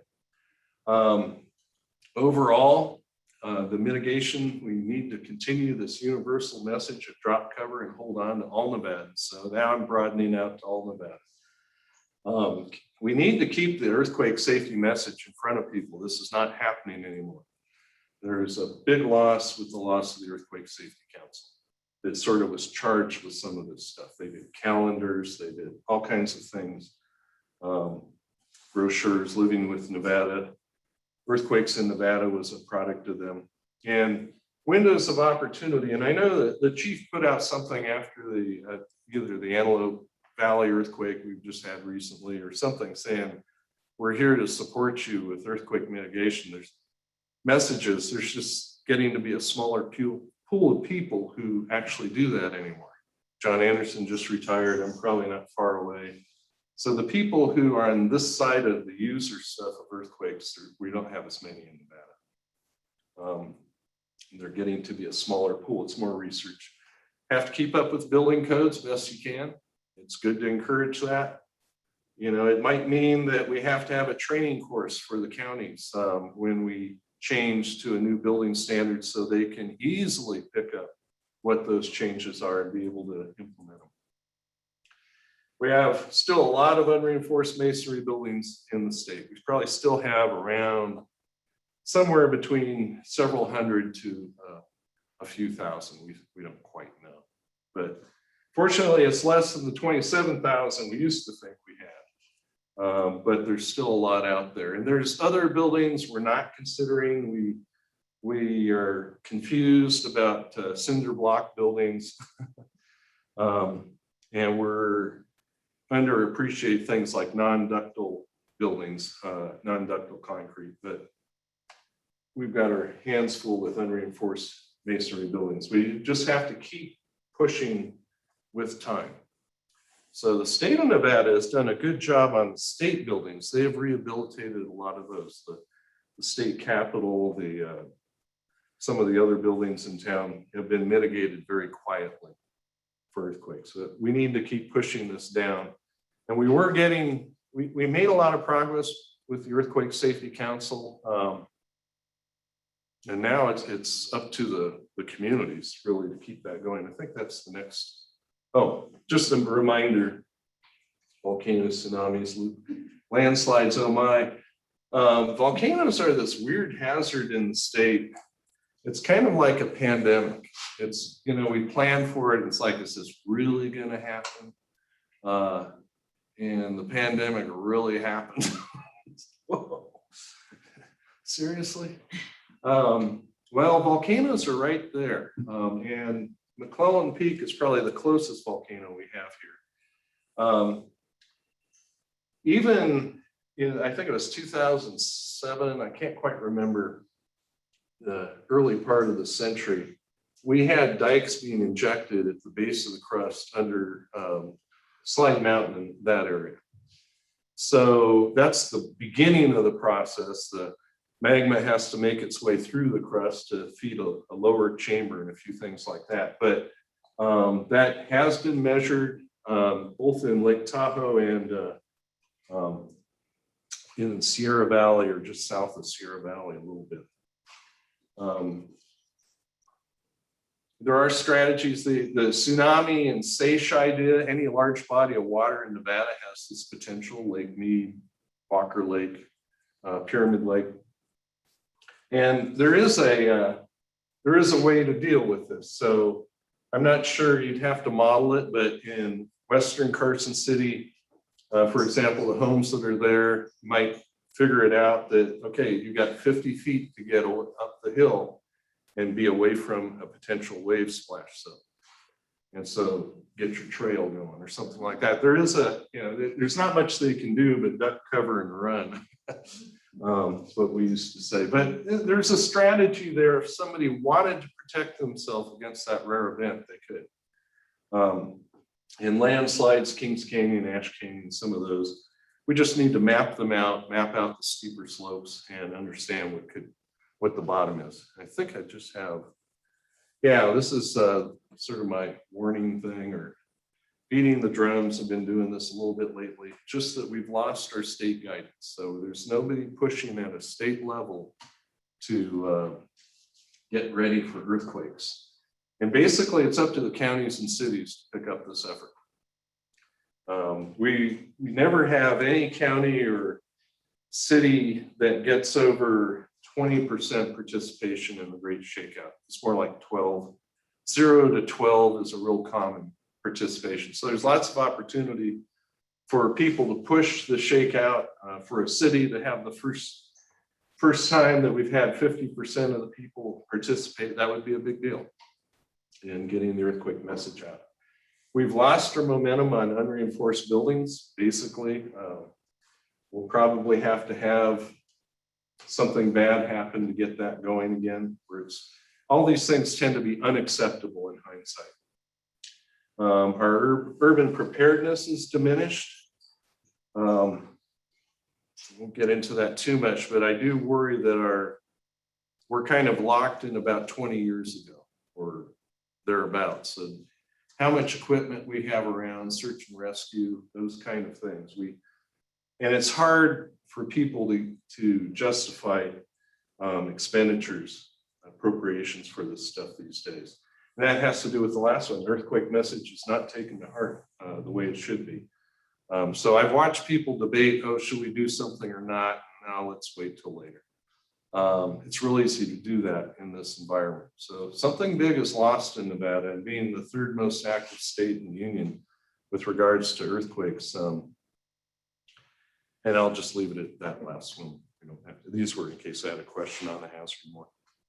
Anyway, so Carson City is definitely in the heart of it all. It's a great place to promote earthquake safety and preparedness on a personal and business level. And we're losing it as a state on doing this. We had a pretty good clip going, but we're losing it. That pretty good clip translated all the way down into county mitigation plans even. I was really impressed between the prior committee of this and the Earthquake Safety Council. Even counties like Esmeralda County that has less than 10,000 people in it have guidance for dealing with unreinforced masonry buildings in their county plan. So we have at least achieved a certain nominal sophistication across the state. And hopefully we'll kind of get that back. This community, this working group will go a long way. Anyway, questions? Yes, ma'am. What does quaternary mean? My apologies. Quaternary is a geologic period. It's the most recent one. It is a time period that goes from 2.6 million to the present. But from an earthquake point of view, we pay attention to any fault that's had an earthquake in the last 130,000 years. And the reason we do that is that the I guess it was the same date, 1887 Sonoran earthquake in Mexico occurred on a fault. It was a large earthquake, 7.5, 7.4. And when that fault was studied, there hadn't been an earthquake on that fault in the last 100,000 years. So the game with earthquakes is, when is the next earthquake going to occur? That's what our whole focus is on. And so we just take the very end of quaternary for the faults we actually pay attention to. Okay, thank you. And then also I had a question about the Fairview Fault east of Fallon. What kind of a fault is that? Like a strike slip, or what kind of motion comes with those? That one is mostly a normal slip fault. So there's three main types of motion that can occur on a fault. One is sort of the effects of gravity, where one side goes down during the earthquake. And so that's called a normal dip slip fault. And the Fairview Peak earthquake in 1954 was mostly that, although it had an equivalent amount of strike slip, actually went that way, strike slip with it. So the second kind of fault, and normal faults would be these range bounding faults. Genoa fault out here is a normal dip slip fault. That one, because of the quarry, we can actually see the corrugations, and we know it's pure normal. The other type of fault we have in Nevada that's the most common are strike slip faults. Those are side to side. So, and there's a couple kinds. One kind, if you look across the fault and it goes to the right, it's a right lateral fault. If you look across the fault and it goes to the left, it's a left lateral fault. The Fairview fault had an equal amount of right lateral motion with it. It kind of went down at an angle, if you will. And that's the San Andreas influence coming into Western Nevada. It does relate to the size of earthquakes, that earthquakes on strike slip faults are a little hotter. The 1933 magnitude 7.1 strike slip earthquake near Gabbs caused the same kind of damage pattern as the 1915 7.3. So A 7.1 caused the same amount of damage as a 7.3, which was a normal dip slip fault. So if you have a strike slip fault, it's a little more energetic and cause a little more shaking. And the third kind is a reverse fault. We actually have a few in Nevada. That's where the ground's contracting. One side's riding up over the other. Los Angeles and a lot of places like that have those kinds of faults. We have a few in Nevada, but because Nevada is overall pulling apart, it's mostly normal faults and the little bit of wrenching in the western part. Thank you. You I bet. was just going to add, if anybody wants to go see a fault, that one's the Fairview Fault is very easy to get to. It's east of Fallon, just past Sand Mountain. And my husband and I went up there and you can see where almost like a low valley that came from it. So it was really good. Yeah, go past Sand Mountain, go into the valley, and go to the other side, Fairview. You go over a little rise there, and then there'll be a big sign, Fairview Fault, and a little It's dirt easy to road. get to. Yeah, it's a good place. And I had a question on volcanoes. Mhm. I've been out to Soda Lake. I live in Churchill County. Ah. So is that an old caldera or what is that Soda Lakes? Because there was something saying that was from a volcano, Right. an inactive one, hopefully. Well, no, that's on line for being one of the youngest eruptions in Nevada. And I probably would have used to say for sure it was, but I've found some other eruptions that could be younger. So Soda Lake is a volcanic activity that got darn close to the surface, but never flowed out. And what it did was it hit the water table in Churchill Valley or in Lahontan Valley and caused these explosions. So that's what the crater's from. And there's actually a rampart around them. There is a shoulder to those. And it blew out several times and built up that shoulder, if you will, sort of a cone around them. There's a couple of them there. But we never quite had a lava flow come out. And it died before then. Lahontan Valley has a few different volcanoes like that. And that particular volcanic eruption, when we look at the cone, we don't see any shorelines of the lakes, Lake Lahontan, these glacial lakes that used to exist in Nevada.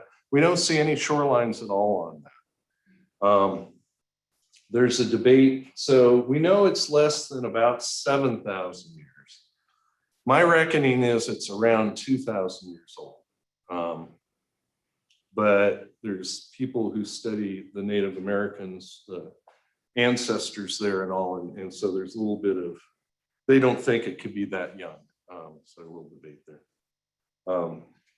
That's a hazard I hope we can study someday in the state because it's undefined and it's low in the mitigation plans now. And I guess what I snuck into the last mitigation plan is it could be low, but within a period of 6 months, it could go to high. So if McClellan Peak was to become active again, it began by a series of earthquakes that are sort of under McClellan that we're all confused about. And then after a period of time, we begin to recognize earthquakes that have a magmatic signature. It's like water going through a hose. It looks a certain way. And we begin to identify those. We begin to see the earthquakes rising in the volcano.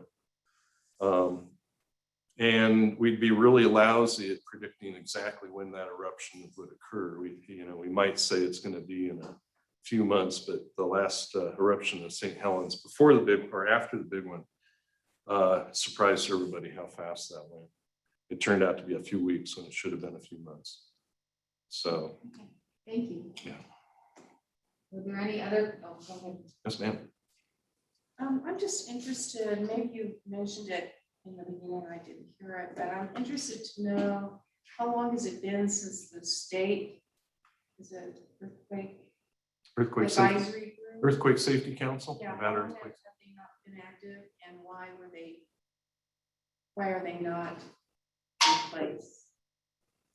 Can't remember when. It's been about 5 years now, I think. I can't quite remember. I started the council, so it was a dark day when we had it. We went for about 22 or 23 years. And part of it was that there was going to be this consolidation of all these different advisory groups. And so it takes a lot of money and energy to run those things. So that was sort of what it got swept up in. You know, to be honest with you, the open meeting law kind of took out parts of it as well. And so the open meeting law makes infinite sense to me, except when you come to subcommittees. And you have to, there's so many rules that you can't quite get a subcommittee together to just work. Everything has to, if you have more than the quorum, it has to be a public announced meeting. And that's not how we did things. I mean, the subcommittees have no power. They can't take actions. They can't, they can't do anything except provide the information for the committee to then work on or to debate or, When we lost that ability of subcommittees, we lost the ability to do roll up your sleeve work. It just got so hard to have these meetings where you actually make things happen. You put together a brochure. We did a very detailed scenario for the Reno area, which took all kinds of, we had an energy committee, emergency managers committee. We had all these subcommittees just for that single committee that would get together and work in a room and produce. The energy part was amazing. It was before the 2001 Trade Center stuff. And so we actually had detailed maps of subdivisions. And if you took out, or if you took out this transformer or whatever, what would it do? And so that did a few things. One, it allowed us to make a very realistic scenario that could be exercised. They were exercised over 12 times. But it also, at that time, we had Southwest Gas, and Southwest Gas realized, gee, we have these separator walls in some of our pumping stations that are just unnecessary. They're unsupported, but they're unnecessary. So they took all those out. So we got some really nifty mitigation because of the awareness that went on with doing that project. So once it became cumbersome to have subcommittees that you could actually work on, that diminished the council a lot. So it, in a way, it kind of didn't matter that we got swept up. We weren't doing the level of work we used to do. We wrote legislation. I mean, part of that legislation was to get all the counties in the state to adopt the building code, the seismic provisions of the building code. All that stuff was debated at the committee level. So it was public, I felt. But anyway, those were a couple things that happened. That, and we just haven't had a damaging or deadly earthquake in a while. I suspect if Las Vegas gets hit by a pretty good earthquake, or Reno or Carson City, it's serious enough. And we can identify all these things in hindsight that we should have done. We realize we've got all these injuries because people didn't know how to react to an earthquake and stuff like that. We'll decide, oh, we got to do something here. Just a side comment, we're not using the vehicles we have in place the way we need to. So the Great Nevada Shakeout is not used to the degree it should be. And that exists. It's nothing anybody has to do but encourage people to sign up. And we've identified, some places don't have internet, so they can't do it. So can we put signups at county fairs? Can we have a sign-up day in the nearest town? There's ways to handle rural Nevada too, but we don't do that. So that's kind of what happened. Are there any other questions or comments? All right, thanks. Okay, thank you, Dr. DiPolo. Okay, hearing none, I'm going to go ahead and close out agenda item 7. And before we move on to item 8, I'd like to have a 5-minute break for everyone please be back at 11 o'clock. Take a break. So thanks.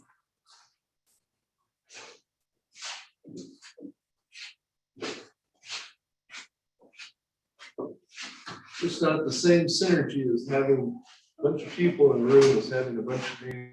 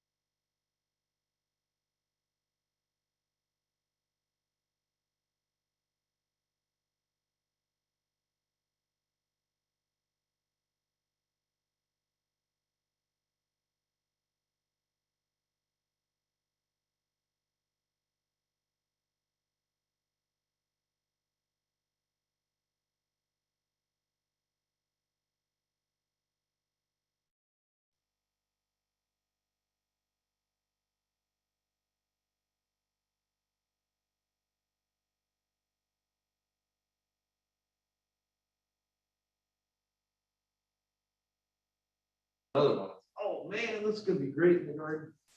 And then I realized that as far as the eye can see, there were volcanic bombs every 3 feet. Oh, wow. And they're just laying on the ground. They haven't come out of a drainage or anything. They've been erupted. And the youngest cone was quite a ways from that. So I don't believe it's that, but we want to go out. And you see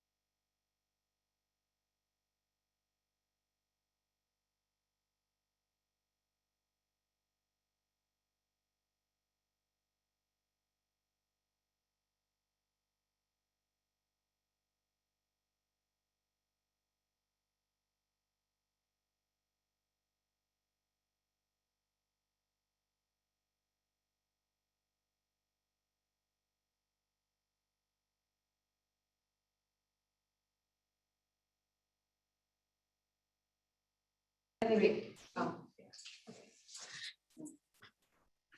All right, it's 11 o'clock, so hoping everyone is back from the break. We'll go ahead and pick up where we left off. I just closed out agenda item 7, and we're going to move on to agenda item 8, which is the state hazard mitigation plan status update. This is for discussion only. We have Janelle Woodward, the State Hazard Mitigation Office from Division of Emergency Management and Homeland Security. Ms. Woodward will provide a status update to the State Hazard Mitigation Plan. The working group will discuss the process and update of the plan. So thank you, Janelle. Okay, so I don't know, are you gonna show what this is or no? Okay, so if you have your copy of the proposed hazard mitigation planning update schedule, you can kind of see if it's in color, you could see the yellow where I lined out some of the stuff that has been accomplished so far, which is not a whole lot on this, but it does say, identifying and contact other key players. And that when it looks at the responsible party, the schedule was made back when we had a subcommittee under the Hazard Mitigation Committee. So a lot of the work that we're no longer doing with a subcommittee is being done with this committee. So, or outside of the committee.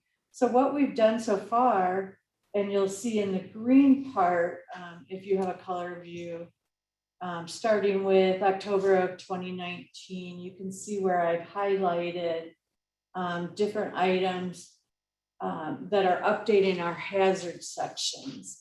And so those sections have been given out to everybody who are the subject matter experts to update those sections. And what? Look that way. You want me to look this way? Yeah. Stand back. You're not in the frame. Just on the top of your head. Just walk back to the So screen. walk Walk towards the screen. backwards, There you because I'm go. too short. Is that Yeah, it? yeah. There you go. The hazard of being short, I guess, is the issue. There's my head. Okay, sorry about that, you guys. You can see though that starting in October 2019 does look or does take all the different hazard areas that have been given out to the people that are working on them. And some of those people are you guys on this committee that are part of updating those. And one of the things that we're doing a little bit different this year is this go around, is to put multiple people on that. So it's not just one person updating that. You're going to get a second look by somebody else who might be a subject matter expert also in that area. So you'll all, and that's not to change a bunch of stuff. That's just to get multiple views of, did we miss something? Does something else need to be added in there? Or I agree with everything, and so nothing has to be added to it. The first person did a great job. We always know that all of our subject matter experts do a fantastic job. So these are all the different things that are being worked on now. But there are things that we are a little bit behind on. So those are things that we certainly want to catch up on.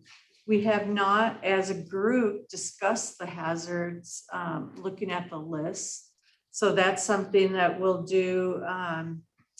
We want to go back as a group with this committee and also update the status of our mitigation actions, where we review everything that's in the current plan.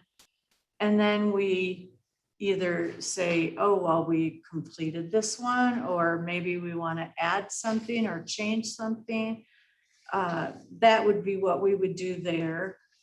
And I think that would probably need to wait until after our December meeting, and when we get to the next meeting, after in the next quarter, that's where we'll go back and do that, because we're gonna be, I think, taken up in the December meeting by the grant stuff that's coming in that this committee will also review.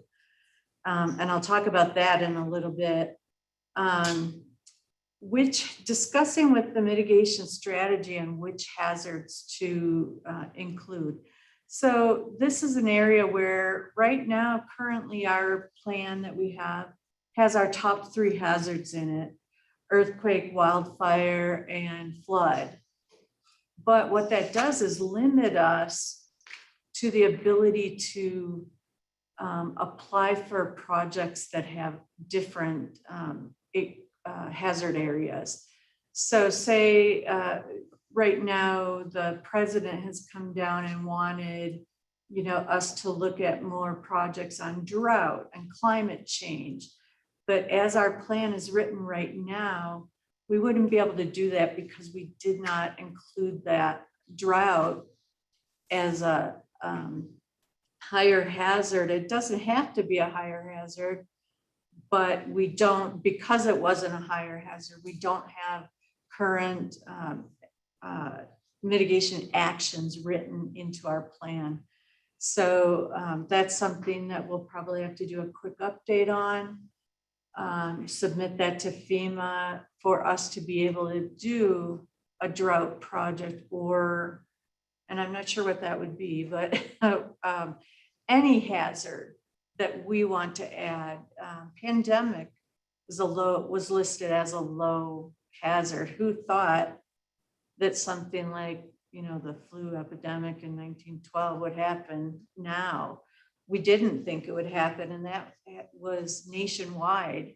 Didn't think that a pandemic would happen as it has. So some of these things are things we're going to want to discuss and in depth as a committee, and see about whether or not we want to change some of those things and add these other areas, because a local plan may not have that, but if the state plan has it, then they could be under the wings of a state plan to be able to submit a project. But we're going to need to kind of look at those areas. Discussing expanding the climate change section to each hazard. That's come about a little bit slow. So the last couple go arounds, you know, FEMA has said you need to add something about climate change to every hazard. And that could be as simple as saying climate change doesn't affect this hazard at all. Or, you know, we have, you know, a moderate impact of climate change, and this is what it would be, and this is how we would address that. Climate change has come to be a bigger thing. So more than just giving a sentence or two, I think, you know, it has to become more in the discussion, you know, of each hazard and what we're going to do about that, how we want to address that. And I think, you know, whether you agree or not, you know, with the whole climate change discussion, we certainly can see different things happening with our climate. So we want to look at that with, you know, fires and drought and flooding and everything that we've had. So that's kind of what this is. Also, we would be looking right now at the ranking of our hazards. What's a high hazard and what's a low hazard? You know, trying to figure out where does everything, you know, fall. What we thought was a really low hazard and probably never happens. So, you know, where do we want to put that? Do we think it'll never happen again? Probably not never, but, you know, maybe still a low hazard, you know, something, but it certainly has changed the way we live with the positive effects of having a pandemic. So those are the types of things that we're gonna need to take a deeper look at our hazard list and rank those as a group. So I'm looking for good discussion from everybody on the committee on these types of things when we do that.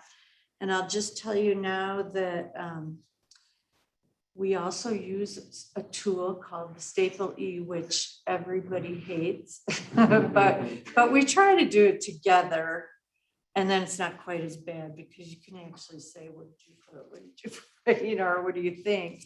You know, those are things we can discuss, and then each person is gonna go through and rank it how you think. You know, you're gonna take all these options, you know, that they talk about and decide where those are. And then we'll add everything up and tell you where these, you know, different hazards fall. And they roughly stay the same, you know, and even though it's a different group of people doing this ranking, it's much like the thyra and where things, you know, come out. We usually are pretty darn close, you know, but this group may think this hazard's a little higher or, you know, a little bit lower, but they're all within usually 1, 2, or 3, you know, of each other. So it's not too far off on that.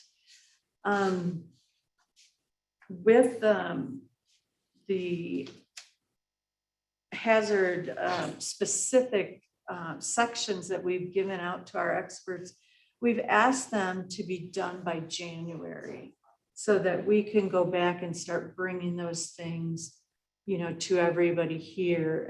And we'll talk about things and whether we need to add, you know, sometimes in the past, we've added human caused, you know, and as Jason was talking about earlier, you know, with this last year or so, we saw a lot of civil unrest for different reasons in different areas. And, you know, we saw that in the city arena when, you know, they, for the first time ever that I had seen them put out, you know, there's a curfew, you have to be home by this time or whatever. And we saw City Hall damaged or the City Hall building damaged.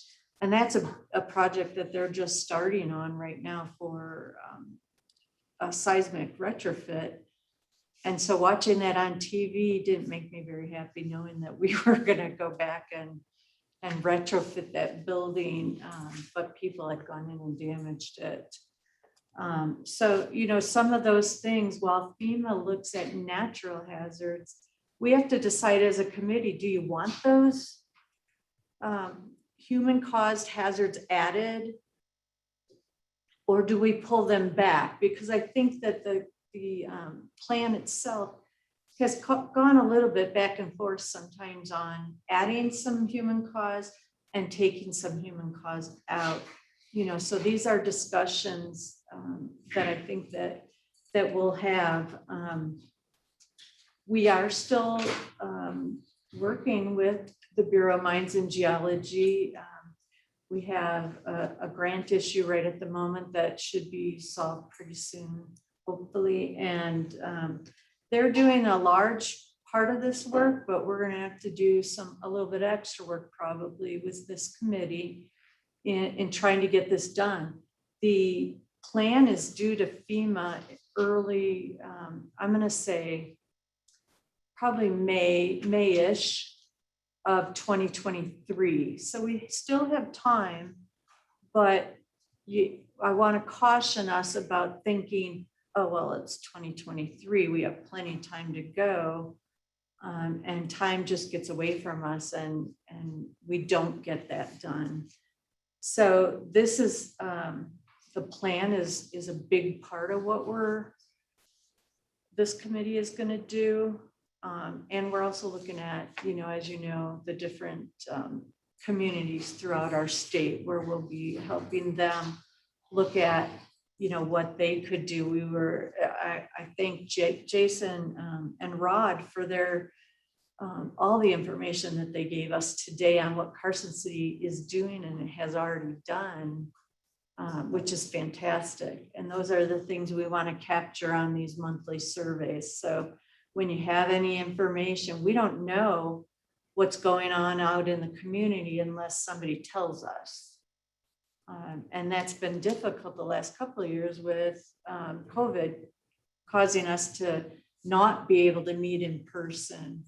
I will add that this committee meeting in person is a lot more helpful when we're working on this plan than to be all spread out. So I would encourage you, even for the next one, try to be in person if you can. I certainly understand when you can't.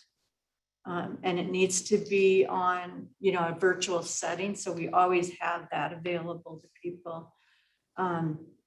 But coming together in the same room, if you feel comfortable with that, with the COVID stuff still going on, I would like to encourage that because I think that it promotes a little bit better discussion on things. I'm going to pause right here. And Rachel, you're on there. Do you have anything that you would like to add on this? I'm thinking I'm not giving, or I'm missing something maybe. Janelle, no, I don't think you're missing anything. The only thing that I would add is that the update schedule that you have in that document is not the newest one. We did go through and up to reflect those deadlines to have the hazard from section 3 updated by January, and then the new schedule is updated to reflect the potential dates for the new working group.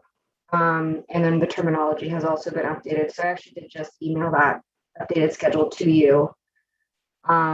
And of course, we'll have to go through, I need to look at it again and go through and discuss just remove those items off the list that we had initially been slated to do, NBMG had initially been slated to do, and just make sure we're on the same page with that. But otherwise, I think that was a really good overview. Thank you. Okay, I'm going to open it up for any questions that you guys might have on the process of how we're doing the update, maybe on what your responsibility is, or the timing of things. Once I get that updated list, so my apologies, I'm using an older list, but I'll send that out to the committee once we're done, with that, and we can maybe post the newer one on our meeting website or webpage. Any questions at all on the state hazard mitigation plan? I will say one more thing. When we're enhanced, it's our program that's enhanced, although it goes hand in hand with our hazard mitigation plan. So when they decide whether or not you can be enhanced again and continue that way, they're looking at our grant record for the 4 quarters before, and then they're reviewing our plan. And our plan essentially tells them what our program is and how we run that program. So I just want you all to know that, the enhance is not a plan or just a plan. It's your program that we're trying to do. So any questions at all from anybody? Just go ahead and unmute yourself if you have anything.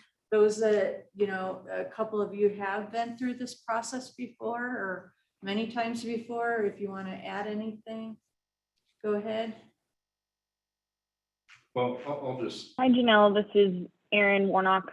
I haven't been through this process before, and I know we've emailed a little bit about the update, but I guess I just wanted to know, again, as you suggested, my responsibility and the timing of it. When do you need that feedback from me regarding just the floods update? So we asked for that to be back by January. Okay. So I think you have the section already. Your section actually is gonna need to add the information on high hazard dam potential. And that was done by Keith, and he submitted it to FEMA. So we'll want to add that into that flood section. Okay. And then I can work with him on and that too. Andrew are both taking a look at the flood section. Okay. So go Thank ahead. you. Craig. Thanks, Aaron. So a couple comments. One, just to reemphasize that the more mitigation actions we can have in the state plan, the more opportunity we have to do things. The flip side is if it's not in the state plan and we suddenly want to do it, theoretically we can't, but it's a lot harder for sure. So we want to really brainstorm and what Janelle said there was that we've done this kind of broader, think of all the mitigation activities for our top 3 hazards. That's kind of where we put our effort in. The other hazards are there, but we didn't put that same amount of effort. And FEMA wants us to put that same or similar effort anyway into these other hazards.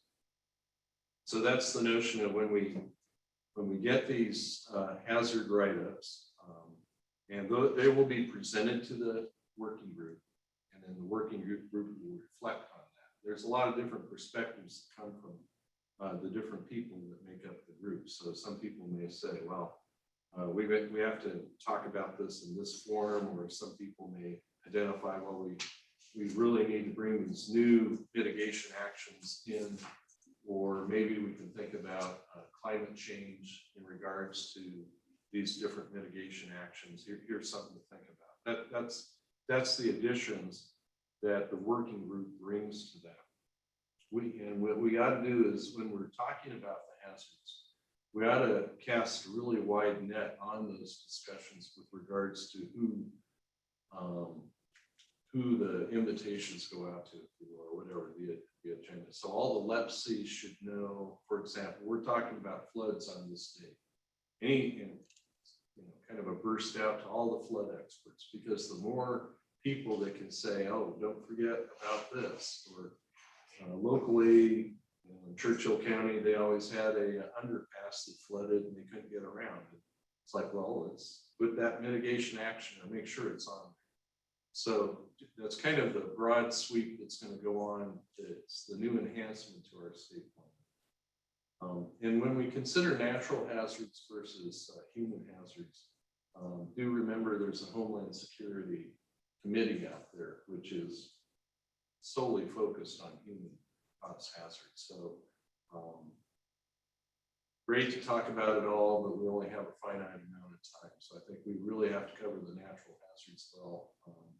And if there's something between the 2 committees that's not being addressed, maybe we can figure it out. And focus on the natural hazards. It's not a foreboding process. Okay, it's you're putting your expertise together. You have a lot of reading to do, but it's actually really cool to see how the state approaches things, what the opportunities are out there that you might not have been aware of before. It's all about that. And who can brainstorm on bringing people in, or having the right people attend certain meetings, even remotely, and maybe have a little nugget of pearl of wisdom to bring. Thanks, Craig. Anybody else? Thoughts, comments, questions? This is a very quiet group that I expect to get more comfortable in talking One thing as time goes. I would like to see, I'm kind of surprised the Resilience Commission, our group, hasn't talked about this, but I would like to see a short presentation on what we thought of the pandemic before the pandemic. What mitigation things did we have there? Kind of how well did we do in hindsight? I mean, I'm just curious about that. It was such an abstract thing. We definitely did work on it. People definitely had ideas on what needs to happen during the pandemic. I haven't reread that section myself, but I think it'd be interesting to see what it was we thought about this somewhat abstract idea. And now it's happened, and actually what we did end up doing, how those two convolved a little bit. Just, I don't know, I just think it'd be kind of interesting. Yeah. And even with really any of them that were, you know, I think it was just a distinct choice to say we're going to do our top 3.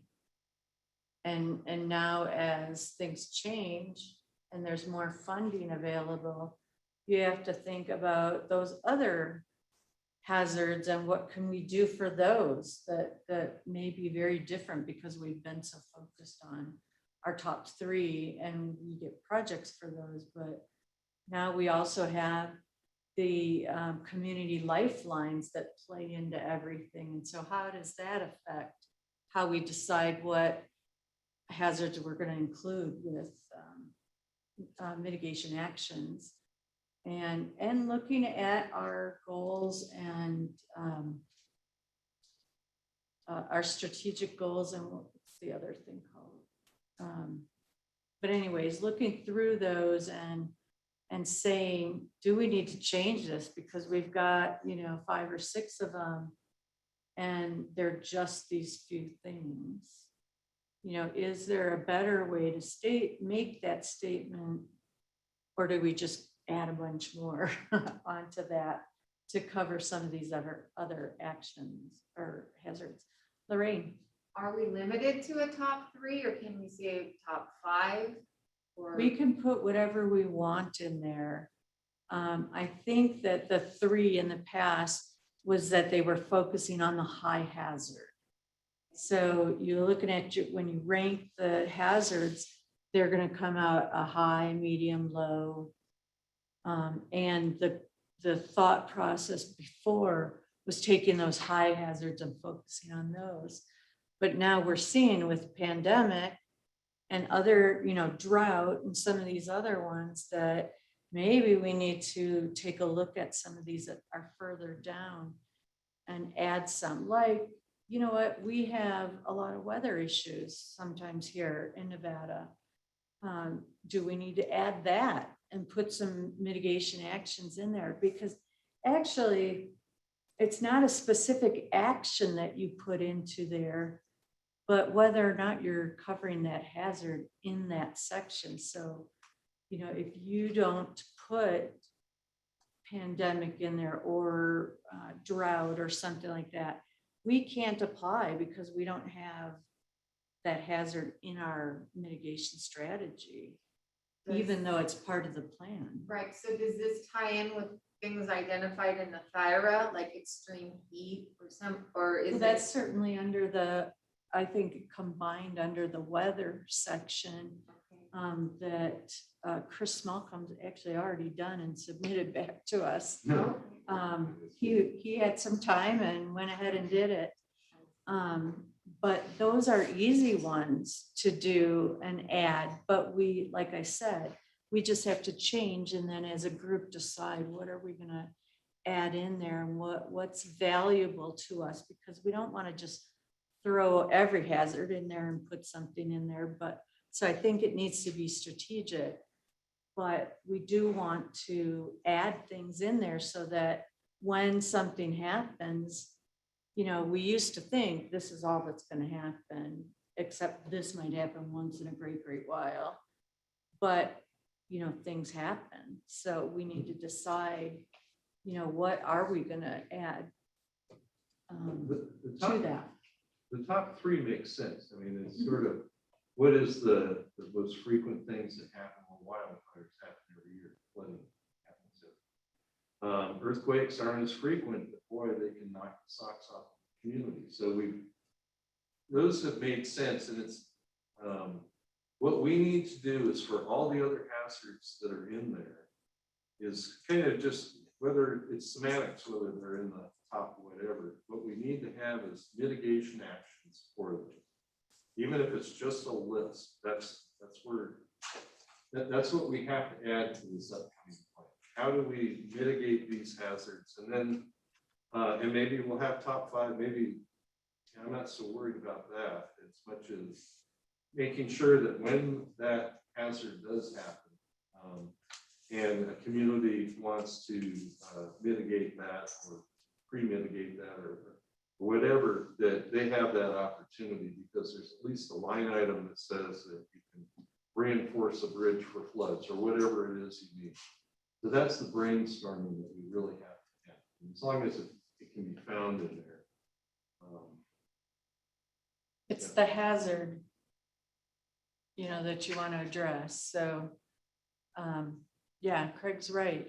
You know, we talk about it and decide on what number we want, and then we come up with some mitigation actions for the ones that we've, you know, done. The top 3 are easy because they've already been done. So it's a matter of adding to or changing, or, you know, something that's been completed. But adding, you know, new ones is which ones do we want to add, and then put in a couple of, you know, maybe 3, 4 tops, you know, projects that we want to see happen for those hazards. And then if somebody wants to do, you know, a project or do a grant for a project in a specific area that's been listed, they can apply for that grant. But without us putting that in there, we're limited right now to those top 3. Thank you. If there's no other questions or comments, if anybody has them, go ahead and speak up. Otherwise, we can move on. This is Andrew. I have a couple of questions, I guess, or maybe statements, or both. As far as hazard, we talk about the hazard mitigation plan, and in flood control, we often say we're not mitigating the hazard. The hazard still exists, even if we put it in a channel. We're reducing the risk of damage from that event, but the mitigation is really not in the hazard itself. Just as an earthquake is going to happen, and we might be more resilient if we have better buildings, less unreinforced masonry units in the buildings that we have. But I guess that's the question I have is, you know, we're trying to rank these things, rank the hazards. Certainly a pandemic is very high, a earthquake is very high, but flooding is much more frequent. Wildfires are much more frequent, and they're damaging as well. But a large earthquake in Las Vegas would be much more devastating than probably even a big flood. So that's where I'm having trouble with ranking and adding, you know, drought, you know, like that's, you know, that's certainly a serious issue. And it's definitely down here, as we know, it's frequent. So and the climate change is indicating in the studies that we've done that could even be worse in the future. And flooding could be more intense in the future as well. So I guess, you know, are we assigning risk, which is really the probability and the consequence, or is it more the hazard that we're identifying? So maybe that's a question. I think we do both, but what I'm talking about, adding a hazard to our strategic plan, is just looking at expanding our list so that there's opportunity if there's a different type of hazard, or like the president coming down and saying, we want to do something about drought and climate change. Well, that's wonderful, but while we have it listed, it's not in our list of strategic plan of mitigation actions. So we couldn't do that even if we wanted to. I don't think it'll be a huge thing to update that portion, you know, if we want to add drought, because we would just simply be adding it to our that section, you know, in that part of the plan so that it makes it eligible. It's not like we're rewriting everything to just do that. We just need to expand that area. I still think it's very important for us to know which ones, you know, are we at most risk for? Which ones are we at, you know, what can we do about them? And we do run into that, you know, typically those top three switch places maybe every, you know, they're still the top three, but one or two of them might flip flop or something like that in any given update. And I don't think that's a problem at all. It's still there. And we know that it's still a high risk for those top three. We just want to add more possibilities because, you know, more funding is coming along, and then we've got the community lifelines that play into everything. And that in and of itself is adding more opportunity to apply for different types of grants, you know, energy type things. And so we've been able to put those forth, thankfully, because some of those things are in there, but they're made possible by the community lifelines, which we didn't have at our last update and in the past. Go ahead. Yeah, I think, you know, a little bit of semantics, Andrew. We're always mitigating risk. I think if, you know, if an earthquake occurs in the middle of nowhere and nobody's affected, that's okay.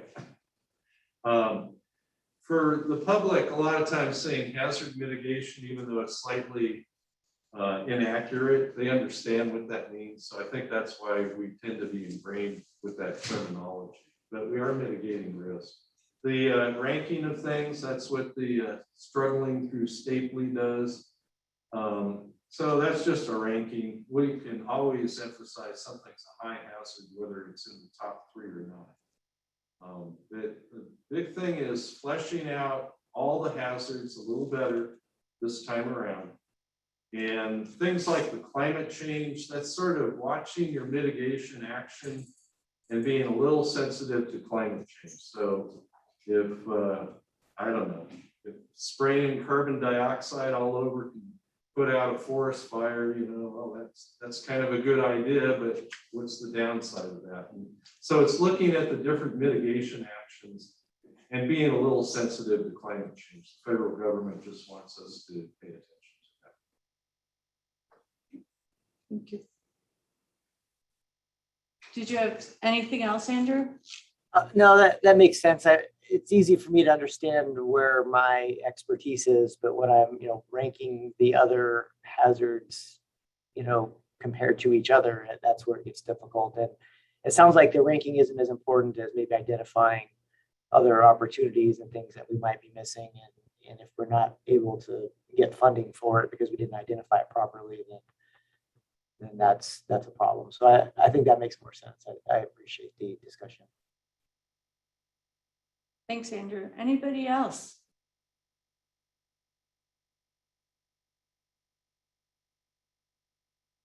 I think we're good. Okay, if there's no further discussion, then we'll go ahead and close agenda item 8 and move on to agenda item 9.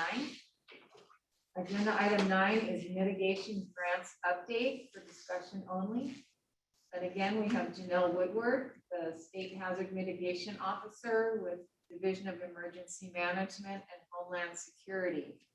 Ms. Woodward will provide an update on mitigation grant opportunities and available funding. The review and ranking forms will be provided to the working group for review, consideration, and development in advance of the application review and ranking process, which will be in December 2021.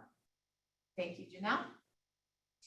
Okay, so my apologies, I did not make a specific write-up for you guys on grant, but the status right now is that we have for BRIC this year, And for those of you who don't remember what BRIC is, it's Building Resilient Infrastructure in Communities. And that program replaced the old pre-disaster mitigation program. And so what they did this year was to increase the state set aside from 600,000 last year to 1 million. And then there will also be $1 billion in competitive grant funding. So that opens up, a lot more possibilities because of the grant amount being set aside for that. So we didn't do as well last year as I had hoped we would. We had, interestingly enough, we had one of our large projects that State Public Works submitted, was from a previous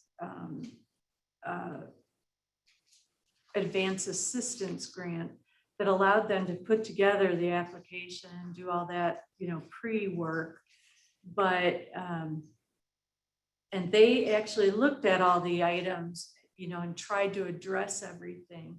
We unfortunately kind of got hit by this new concept that FEMA has on building codes, which, they are really looking at building codes to be adopted at the state level. We don't have that. And so it's going to remain that way this year.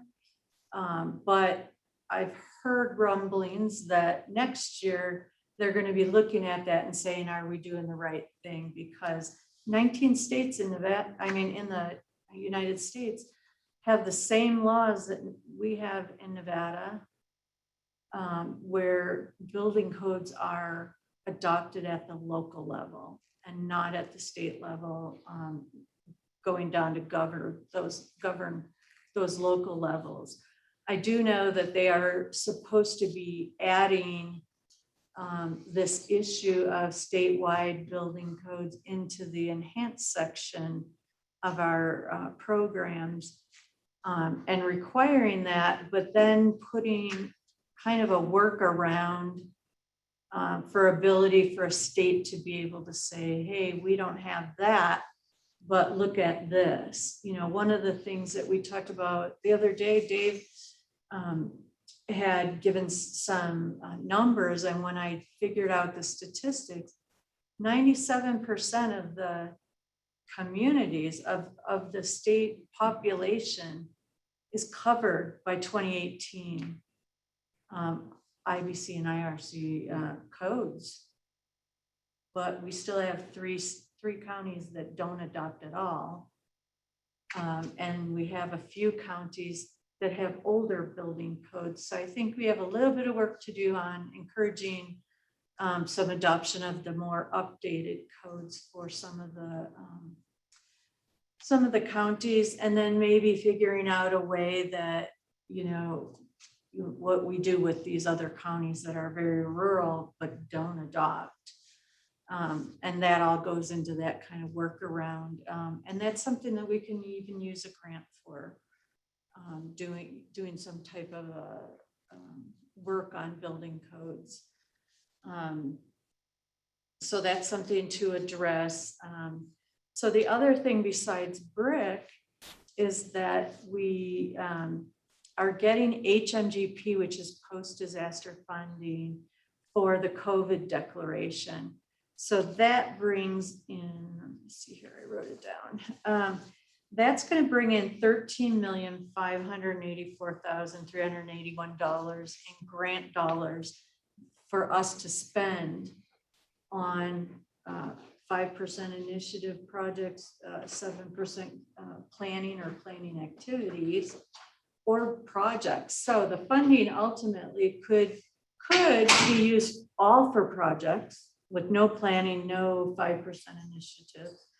Or if you break it down, $679,219 could potentially be set aside for 5% initiative projects. Those are projects that are a little bit different, and it's hard to get a BCA for. some of that might have been in the past, maybe a generator, a regular generator. But even those now, mostly they fall under regular projects anymore, but it might be an odd project. Another example we did as a 5% initiative was with HMGP post-fire funding. And we were able to have NDF purchase some their emergency portable weather stations that can be put in these burn areas that will help them determine, risk issues with, potential flooding or something like that. And so the weather service is able to use those portable emergency weather stations to put them in the different burn scar areas throughout the state. So that would be an example of a 5% initiative. We don't get a lot of those, but that would be an example there. If we were talking about the 7% planning or planning activity, so when I say planning activity, that might be a study that goes towards, for your plan, or maybe a study that you need before you can do a, I'm sorry, before you do a project application, because maybe we need an H&H study, or we need some other type of study in order to be able to put this project together. So those are 7%. And if we took 7%, it would be $950,906 that would be available for that type. Now, when you have a smaller amount where you might have 2 or 3 million, it's really easy to fill those numbers up. But my guess is that we probably aren't going to have that many projects that would take up that, fall into those funding areas.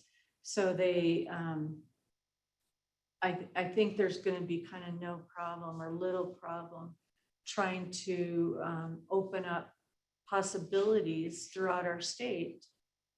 Another thing that FEMA is doing with BRIC and in general, the country, our president has put this down, is looking at underserved areas and wanting to figure out what can we do to help some of these places that don't get as much help as the other areas. And so Nevada has one place, Caliente, that falls into that small, the legal definition of that the federal government puts of small and impoverished. But we have plenty of areas throughout the state where we have underserved areas, even in a big city. Well, we don't have a lot of big cities, but I guess in the scheme of things, I think I'll call them a bigger city like Las Vegas might have this area here. I can think of places in Reno that are a little more depressed and maybe underserved and don't have quite as much. So we have those throughout the state. So that when you're talking about underserved, that expands on who you're looking at. Story County and your area in, what is that, Rainbow Bend area out there with the older folks and the trailers that are out there, and looking at what you can do for them, which you guys are already put in a grant for that. So those are some of the things. I know that our management is going to be looking at putting together, what their ideas are for priority, but that's a lot of money. So I think that it's not going to be an issue for people to do the projects that they probably want to do. So that's what I have in there. And so where this committee comes in would be looking at these applications as they come in, reviewing them and ranking them, because we always have to put everything in an order, a ranked order for FEMA. But it doesn't mean that you're saying, it's a little bit different than what we would do with Homeland Security, where they rank, and then there's always going to be somebody who falls below that line of funding. But as I said, this is much more funding than we've done with mitigation. So I don't see an issue, but we still are going to have to go through that process of ranking. And so I did include 2 different types of ranking forms, and I really wanted you guys to give your input on your thoughts on these. One was made directly from the NOFO from BRIC. And that's the one that says 2021 BRIC application evaluation criteria. And in this case, we would ask the sub-applicant to tell us where these items, where they talk about these items within their application. And these are looking at directly at the reviewed criteria for both technical and the qualitative. Technical is what determines whether you get to be at that cutoff for FEMA headquarters to do a technical review on your project and potentially be chosen to be funded. We want to see FEMA choose a more broader group than they did last year. Last year they chose 10 states and 22 projects within those 10 states. Instead, in the past, we always saw everybody get something, as far as a larger project is concerned. So what we need to do is really follow on those BRIC applications, especially this criteria, and try and get our sub-applicants to address all of these issues as much as they can. Some you just aren't going to get points for. Last year, one of our big projects for the Hobart water system that was affecting multiple counties, and potentially, including underserved areas, although last year they didn't really ask about that.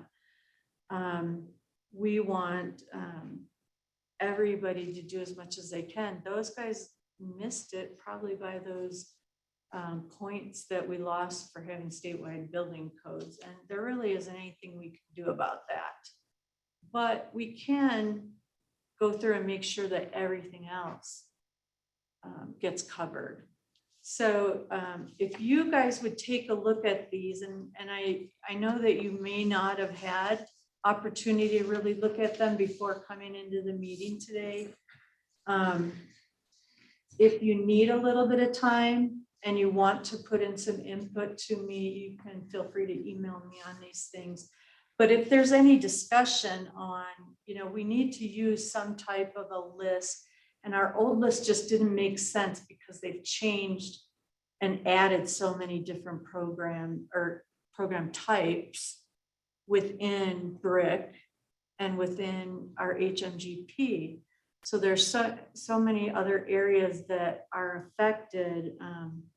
I a little bit kind of personally like the state of Utah, their format, but it really, needs to be this committee, looking and saying, well, this one makes more sense. So I'm looking at something that would make the most sense to rank and review and rank all of our applications. So we're not using this one for BRIC and this one for HMGP and this one for, whatever. We're going to be reviewing different types of projects.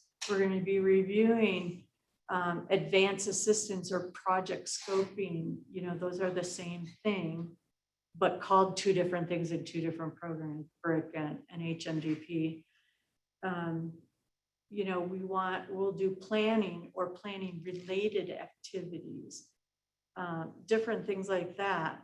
So we want to use something that would be easy to use and not be very complicated, and still, go through that. So if anybody has any input now, if you've had the chance to look at these things, I would encourage you to speak up, give me your feedback on this kind of thing, and, see what we want to do. This is a discussion only, so we can't vote on something, but you can certainly give me your feedback so that by the time that we have gotten to that review and rank, come December, what do we, what kind of form do we want to use to determine this? And this is something also that goes into the hazard mitigation plan and into our admin plan, which basically tells FEMA how we're reviewing and ranking projects. So I will open that up for anybody to give any kind of feedback on reviewing and ranking type forms.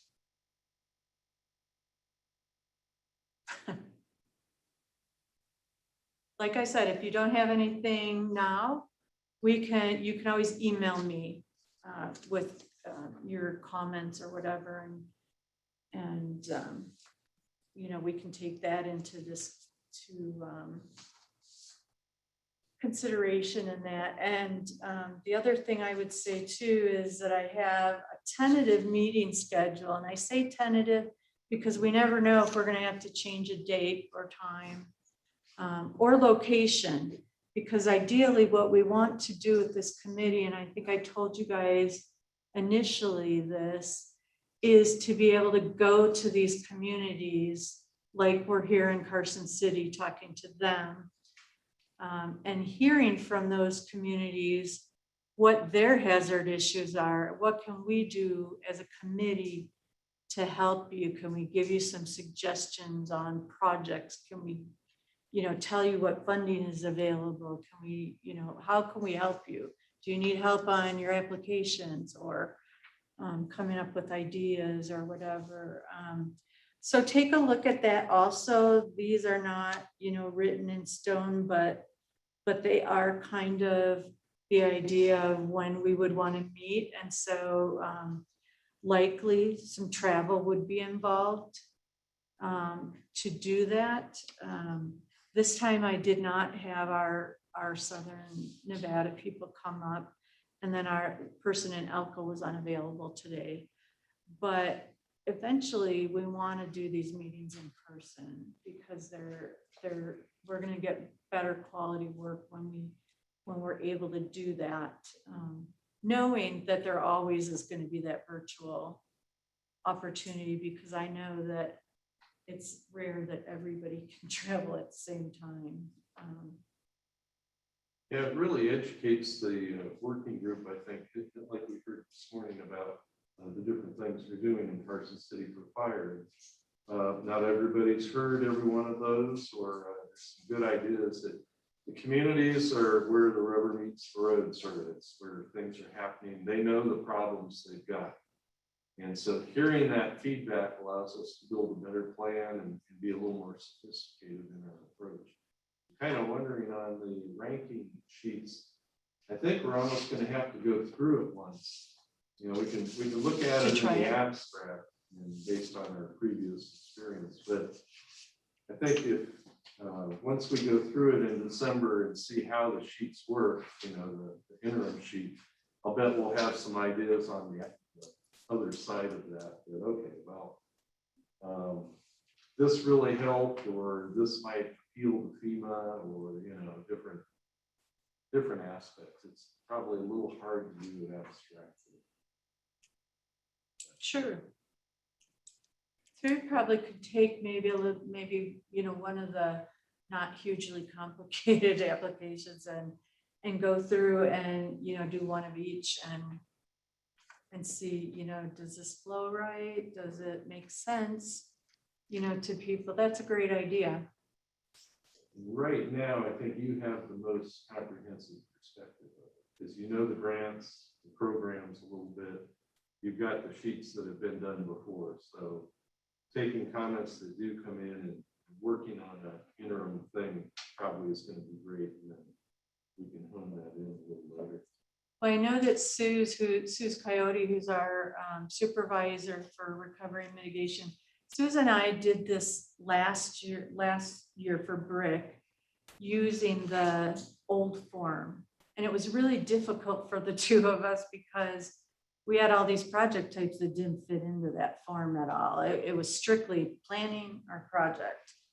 And we were looking at a lot of project scoping, which was totally different than anything we had on there. So the categories didn't make sense, you know, so we did our best to use that format because that was the current format then, to go through there, and we were able to, you know, come out with that.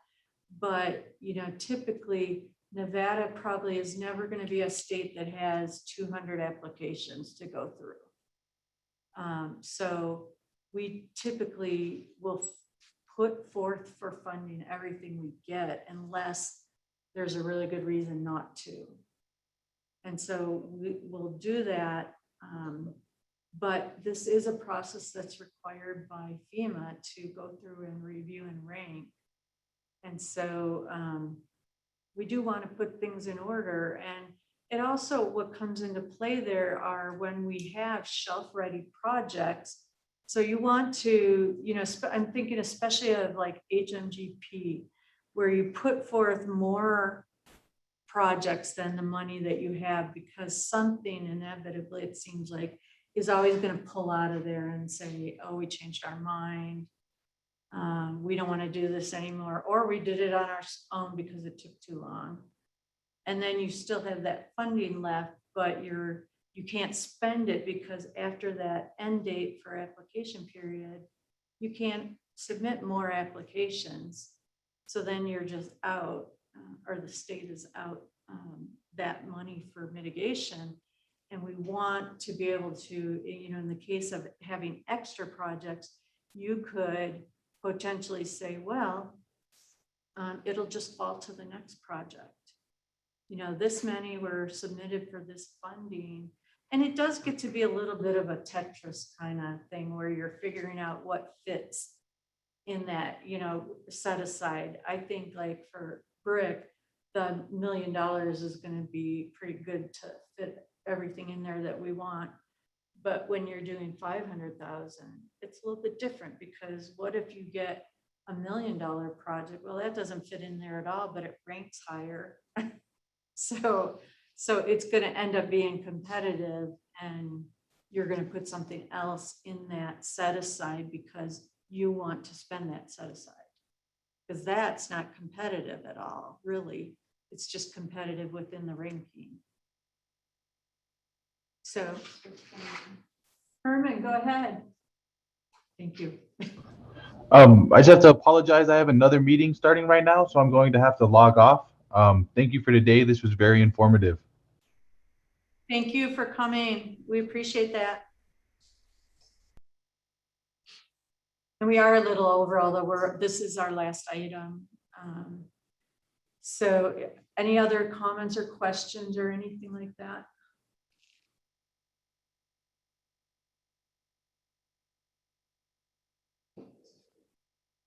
Okay, thank you, Janelle. Okay, there being no further discussion, I will close agenda item 9 and we'll move to agenda item 10. Agenda item 10 is public comment. This is for discussion only. No action may be taken upon a matter raised under this item of the agenda until the matter itself has been specifically included on an agenda as an item upon which action may be taken. Public comments may be limited to 3 minutes per person at the discretion of the chair. Comments will not be restricted based on viewpoint. Please be advised that the YouTube stream will be about 60 seconds behind the live meeting. So if you would like to present public comment, please call in to hear the meeting live. To provide testimony during this period of public comment via telephone, please call in by dialing 669-229-14. 669-2599. Again, that number is 669-219-2599. When prompted to provide the meeting ID, please enter 68673888625 and then press the pound key. When prompted for a participant ID, please press the pound key again. When asked to provide public comment, please press *6 to unmute your phone and *6 again when your comments are complete.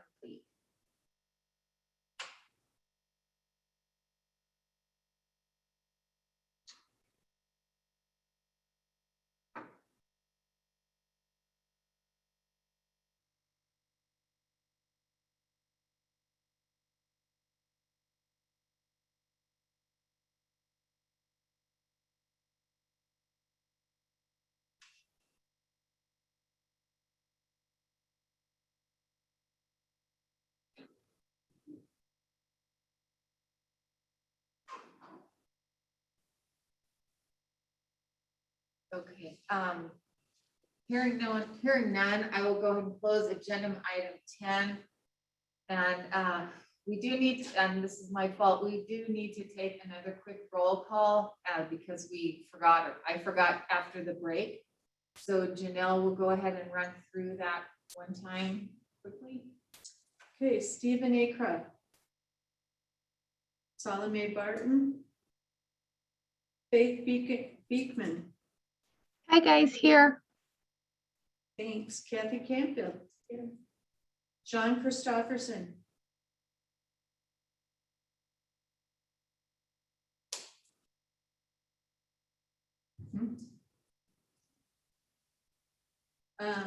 Craig DiPolo. And Herman Sommer just watched that. Cheryl Gonzalez. Here. Claire Ketchum. Andrew Treeless. Here. Lorraine Walser. Present. Aaron Warnock. Here. And Melissa Whipple. Here. Thanks, everyone. And we still have. Okay, I'll go ahead then and close agenda item 10 and move on to agenda item 11, which is adjournment, discussion and possible action. Would anyone care to make a motion to adjourn? So moved. Okay, I'll second, Andrew. Andrew, okay, we have a motion by Craig DiPolo and a second from Andrew Treeless. And okay, the meeting is adjourned at 12:10 p.m. Thanks all. Bye.